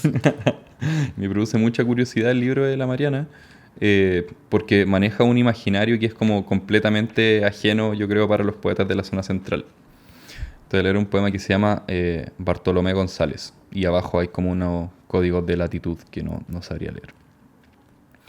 Construiste la casa principal sobre la columna de las focas. Cierro los ojos, veo tus manos clavar los huesos, tu boca decir: esta es la foca más grande, mira sus cicatrices, sus heridas son las vetas de esta casa, la madera se encaja en las vértebras, la grasa del animal sobre las tablas, el resto del cuerpo se desecha, veo tus manos tomar sus intestinos, el olor atrajo a las gaviotas, aleteabas tú también para alejarlas, pero eras uno solo contra el hambre, los pájaros quebraron las ventanas, lloraste con el vidrio entre los pies, cierro los ojos, imagino mi propia casa de vértebras, a ti soplando sobre mi frente. Dijiste: la foca es un depredador terrible, su piel oscurece en el invierno, cuando se sabe cercana la muerte, deja la costa y viaja para morir sola entre los glaciares. Y, perdón, te voy a leer otro antes de pasar al comentario. Puerto Kurtze, apuntes de viaje. Las liebres cuentan las historias, tienen escrito el cartílago de sus orejas. Cuando mueren aparecen al costado de los caminos. El pasto copia de a poco su pelaje. En un saco llevo frascos llenos de nieve. Siento el frío de agujas en la espalda. Sigo instrucciones rigurosas. Esparcir la nieve sobre el cuerpo de un animal. Cubrirlo y modelar el hielo. Conservar su forma exacta. Lamer la nieve, transparentarla. Escribir que las liebres brillan como el vidrio. O sea, la idea es como escapar del imaginario chileno centralista. Uh-huh. Y pensar justamente en el problema de que un país sea varios países distintos y todos los climas y los imaginarios distintos también. Me pregunto si también, si las cosas que hemos hablado como ideas generales de Chile también tendrán sentido en un lugar como Magallanes, ¿cachai? Como si será la misma tristeza, si será el mismo sentido del humor, ¿cachai? Si también habrá como una necesidad de evitar decir las cosas directamente, ¿cachai? Porque de partida allá como que no hay guasos. Sí, solo hay croatas. Croatas en caballos rubios. Sí, eso es muy interesante como pensar como en los territorios y cómo eso influye en la imaginación, ¿cachai? Porque al final... me acuerdo una vez que discutía esta cuestión con otro amigo que también es poeta, y él me decía que la imaginación son cosas que surgen, y yo estaba completamente en desacuerdo, porque yo le decía que la imaginación, para mí al menos, también está condicionada por la experiencia, ¿cachai? Como que uno ha tenido ciertos acercamientos como a estímulos sensibles, y a partir de eso construye un imaginario. Me parece que está comprobado que uno no puede soñar con algo con un rostro que no haya visto antes. Claro, sí. Sí. Creo que tiene que ver con eso también. Uh-huh. Sí, de seguro. Y como en esa misma línea, me voy a tirar al tiro otro poema, me voy a dar un lujito. Trajiste hasta Philip Larkin, yo no sé qué hace Philip Larkin. No, mira, ahí ya tendremos su momento. Y tiene que ver con los territorios. Ya. Me está dando hambre y para que nuestros radioescuchas sepan, tenemos unos pancitos amasados esperándonos y una mantequilla para tomar la once, que es como vamos a terminar este programa chileno. Les queda con un pebre. Pero les queda, o sea, nos queda poquito, se los prometo. Este es un poema de Gabriela Mistral, que salió, o sea, está en Poema de Chile, que también lo publicó La Pollera hace poquito. Montañas mías. En montañas me crié, con 3 docenas alzadas. Parece que nunca, aunque me escuche la marcha, las perdí, ni cuando es de día, ni cuando es noche estrellada. Y aunque me vean las fuentes, la cabellera nevada, no las dejé y me dejaron como a hija trascordada. Y aunque me digan el mote de ausente y de renegada, me las tuve y me las tengo, todavía, y me sigue su mirada. Y ellas como que mecían y como que me guardaban. Oye, ¿y no te daban miedo? No, yo les decía mamas. Había una mama azul, otra como amoratada. A los cuerpos y a las almas, y sin mecida nos mece, como los brazos de la haya y después del mediodía, fuerte de esencia boleada, Viene una tarde de 30, montañas amoratadas, y llega una noche que por densa y consumada libera el alma, la toma y en lo eterno la amamanta. Dentro de esas alegrías de ser chileno, Ujú. yo contaría a Gabriela Mistral. Claro, por supuesto que sí. Y me encanta cómo es capaz de mezclar como expresiones populares Ujú. con quizá otras palabras que... yo no tengo el lenguaje para hablar de eso, pero palabras más rebuscadas, ¿cachai? Claro, Como sí. un lenguaje más lírico y un Sí. lenguaje popular, y como que se entrelazan perfectamente y como que no hubiera problemas con eso. Sí. No tengo nada que decir, estoy absolutamente de acuerdo con esa destreza indiscutible. Y que no es como en Nicanor Parra, que se vuelve como un Ujú. gesto, ¿cachai? Claro, O sí, po. como un chiste, ¿cachai? Ujú. Sino como, bueno, ¿lo tenéis marcado el poema? Que había alguna una expresión No. que me llamó la atención. A ver, dejo buscarlo. Decía algo así como me las vi, me las veo. Y aunque me digan el mote de ausente y de renegada, me las tuve y me las tengo. Entonces, ese me las tuve y me las tengo, que no sabría decir como exactamente qué significa, pero creo que lo entiendo porque es una expresión que tiene una cierta sintaxis como chilena o que la he escuchado. ¿cachai? Y porque es contextual, es como Claro. lo que veíamos en la película de Llegáis tan despampanante. Claro, claro. Sí. Para responder a tu pregunta sobre el Arkin, creo que justamente hablando también del territorio, Chile es un país en el que uno tiene que viajar mucho, porque es un país centralizado, donde no sé, yo creo que muchas personas tienen que viajar a Santiago a hacer alguna web en particular alguna vez al año, ¿cachai? O tienen familiares, o tienen familias disgregadas, ¿cachai? Es un país en el que es muy caro viajar en avión también. Entonces la gente viaja mucho en buses, y yo al menos cuando estaba en la universidad viajaba mucho en tren. Y yo siempre he relacionado un poco este tránsito, cuando el tránsito es regular, digo, no como un viaje de vacaciones, ¿cachai? Con el aburrimiento. Y me acordé de un poema de Larkin que se llama Las bodas de Pentecostés. El otro día estuve leyendo ese poema justamente. Muy bello, muy bello. Es muy bello. Sí. Aunque como que, no sé, quizá me pasa cuando leo, estoy haciendo tiempo mientras lo buscáis. Me pasa cuando leo poesía, que de repente antes de leer ese poema leí otro que me dejó una impresión demasiado grande y fuerte, Ujú. y como que en comparación, o como que no me pude concentrar, Sí, ¿cachai? como que hay que dosificarlo mucho. Sí, Sí. sí, como un poema al día, o quizá cuando un poema te produce una impresión muy fuerte, dejar de leer durante un Claro. ratito. Sí. Bueno, vuelvo a Larkin. Dale. Y escribió este poema que se llama Las bodas de Pentecostés, que se trata de un viaje en tren. Es un poema largo, así que creo que tampoco lo voy a leer entero.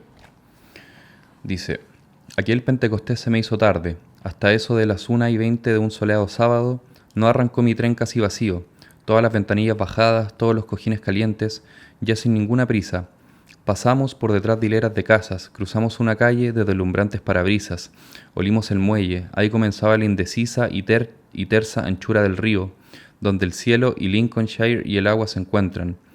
Toda la tarde, a través del aplastante calor que dormía millas adentro, describimos una lenta curva hacia el sur llena de paradas. Pasamos por amplias granjas, ganado de sombra corta y canales con islas de espuma industrial.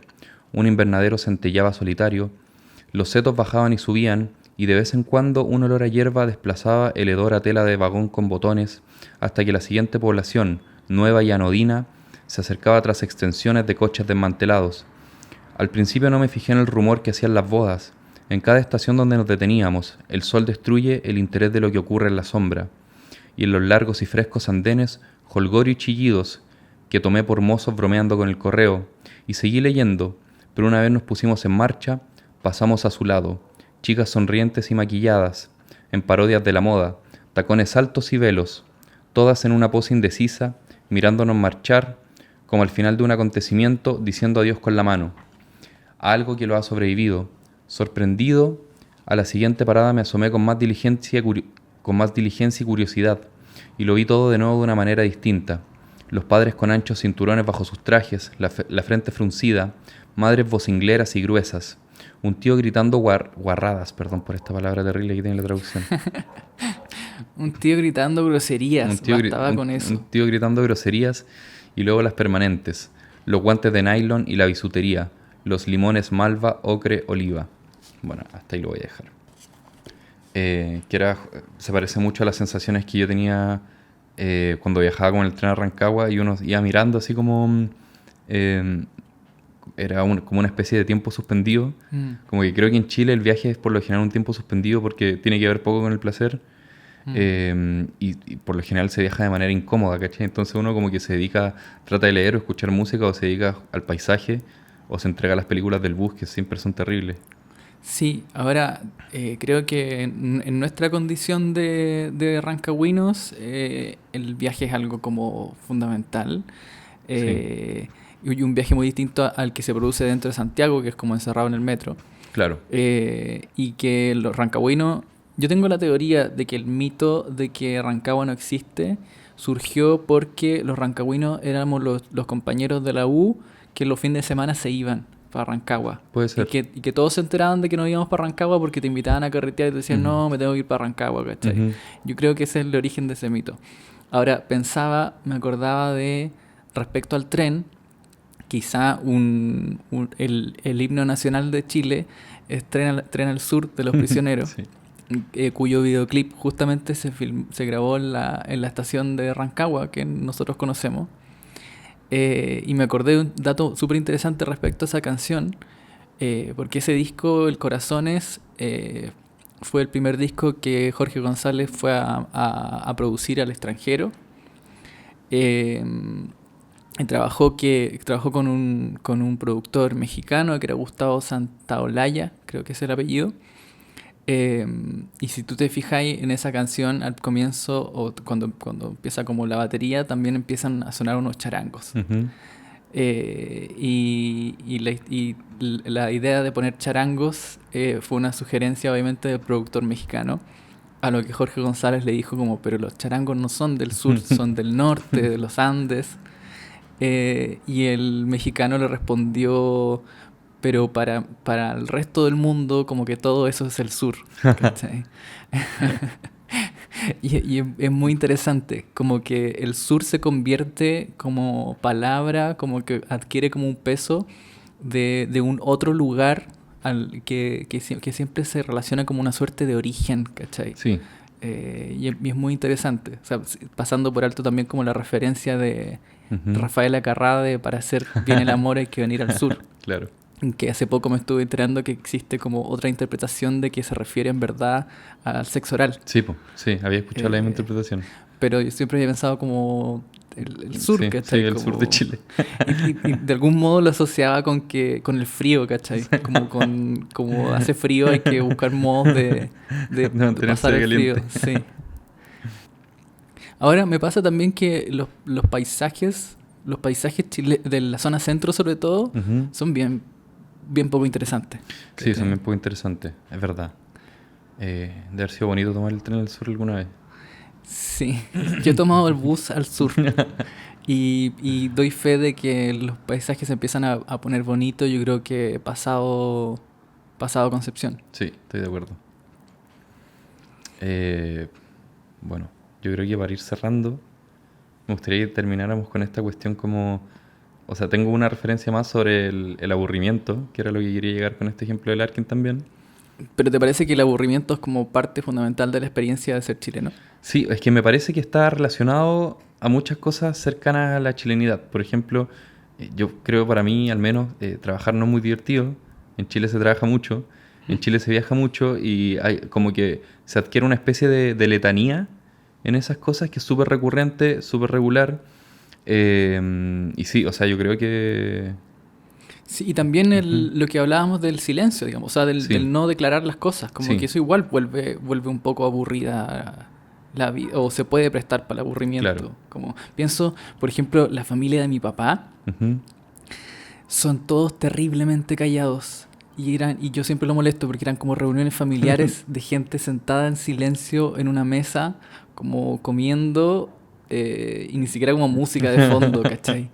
Como una situación deprimente Sí. y silenciosa. Sí. Y donde en el fondo te das cuenta que en verdad quizás son personas que no tienen tanto tema como para hablar entre ellos, ¿cachai? Que se conocen hace mucho tiempo. Sí, po, sí, es verdad. Tengo un poema de una muchacha que se llama Melissa Castillo. Bueno, y a propósito del aburrimiento, y lo que tiene que ver con este poema también es que cuando pienso en el aburrimiento también pienso en el colegio. Como que creo, Totalmente de acuerdo. No sé si algo como particular de Chile, pero weón, nosotros pasamos mucho tiempo en el colegio. Era una cosa así, Es demasiadas horas. Pero en es que el sabemos el origen de eso y es culpa sí. de Ricardo Lagos. Sí. Ricardo Lagos, chuche tu madre. Y la jornada escolar completa. Y creo que también es una idea muy chilena la noción de mantengamos a los niños en el colegio lo más Sí. posible porque así no salen a consumir drogas Sí, y delinquir. Una idea de una estupidez notable. Bueno, ¿y este es un poema sobre el colegio? Más o menos. Se llama Atlas Escolar. El pulso persiste, a oscuras por encima de todo. Ya estás en edad para contradicciones. Tu vanidad se la debes a tu madre, reina de Misquiwa el 97. Me llevó a la rastra, me pensé en el sindicato número 2 de El Amortajado. La voluntad es cuestión de tomar la palabra. ¿Qué hace ese hombre de pie, con una revelación callado? Lo llevó a la rastra por todo el pueblo, y vio rostros familiares al pasar, contorsiones del sol, sepultados en el patio de la capilla de Metembok. No estás sola, un fugitivo tiembla sentado al frente. Todo ese pedazo de mar que rodea la isla me pertenece. Ahora mismo, obreros pavimentan desde el Yatis. Vieron al león en el camino, desciende desde la montaña, causa pavor entre gallinas, patos, gansos, otros. Terminar el Atlas. ¿Qué quieres decir al respecto? Cómo uno se inventa relatos para salir del aburrimiento. Sí, me estaba acordando de ese juego infantil que me llama mucho la atención, que nunca lo entendí. Que era, un niño te preguntaba, ¿fuiste al cerro? Sí. ¿Viste un león? Sí. ¿Tuviste miedo? Y no me acuerdo qué pasaba después, como que creo que te soplaba la cara para que cerraras los ojos. Creo que sí. Y te decía como, sí, tuviste miedo. ¿Cachai? O ese chiste, mira la araña. No, la que te engaña. Sí, sí.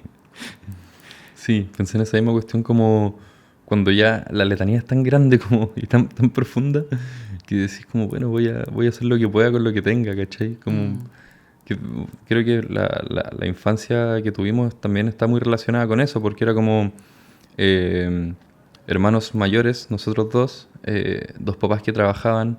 Sí. A mí al menos no me dejaban salir a la calle si no estaban mis papás. Sí. Entonces como que me quedaba solo en la casa, no era un niño muy lector ni me gustaba mucho estudiar, así que trataba de hacer cosas, pero en realidad, como dice Larkin también, para mí la infancia en gran medida es un olvidado aburrimiento.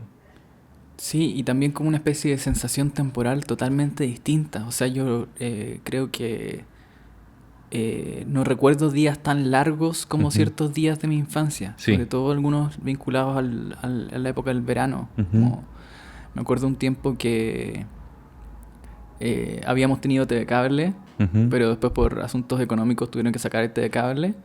Y volví a la televisión nacional justamente un verano en el cual el único canal que se veía bien, que era el 13, habían decidido repetir series antiguas y otras no tan antiguas, pero todos de un humor terriblemente anticuado, como Los Cárcamo, Ya. o Mi Bella Genio, Sí. como ese tipo. Y era tan aburrido, y Sí. era todo tan aburrido, y claro, pues no podía salir a jugar al pasaje. Y tenía como que ingeniármelas, y quizá el aburrimiento es un buen motor para la creatividad igual. ¿Cachai? Como... Sí, estoy de acuerdo. Y para no seguir aburriendo a nuestros radioescuchas, ¿te parece si nos vamos a tomar 11? Me parece. Ya, muchas gracias por haberse quedado hasta esta parte de este podcast que se llama El Encuentro en Plena Pérdida. Esperamos entregarles un capítulo semanal. No sabemos hasta ahora por las vicisitudes de la vida, pero lo importante es Eh, Es pasarlo bien, es divertirse, sí, es llegar despampanante y tener un negocio a la pinta. por supuesto.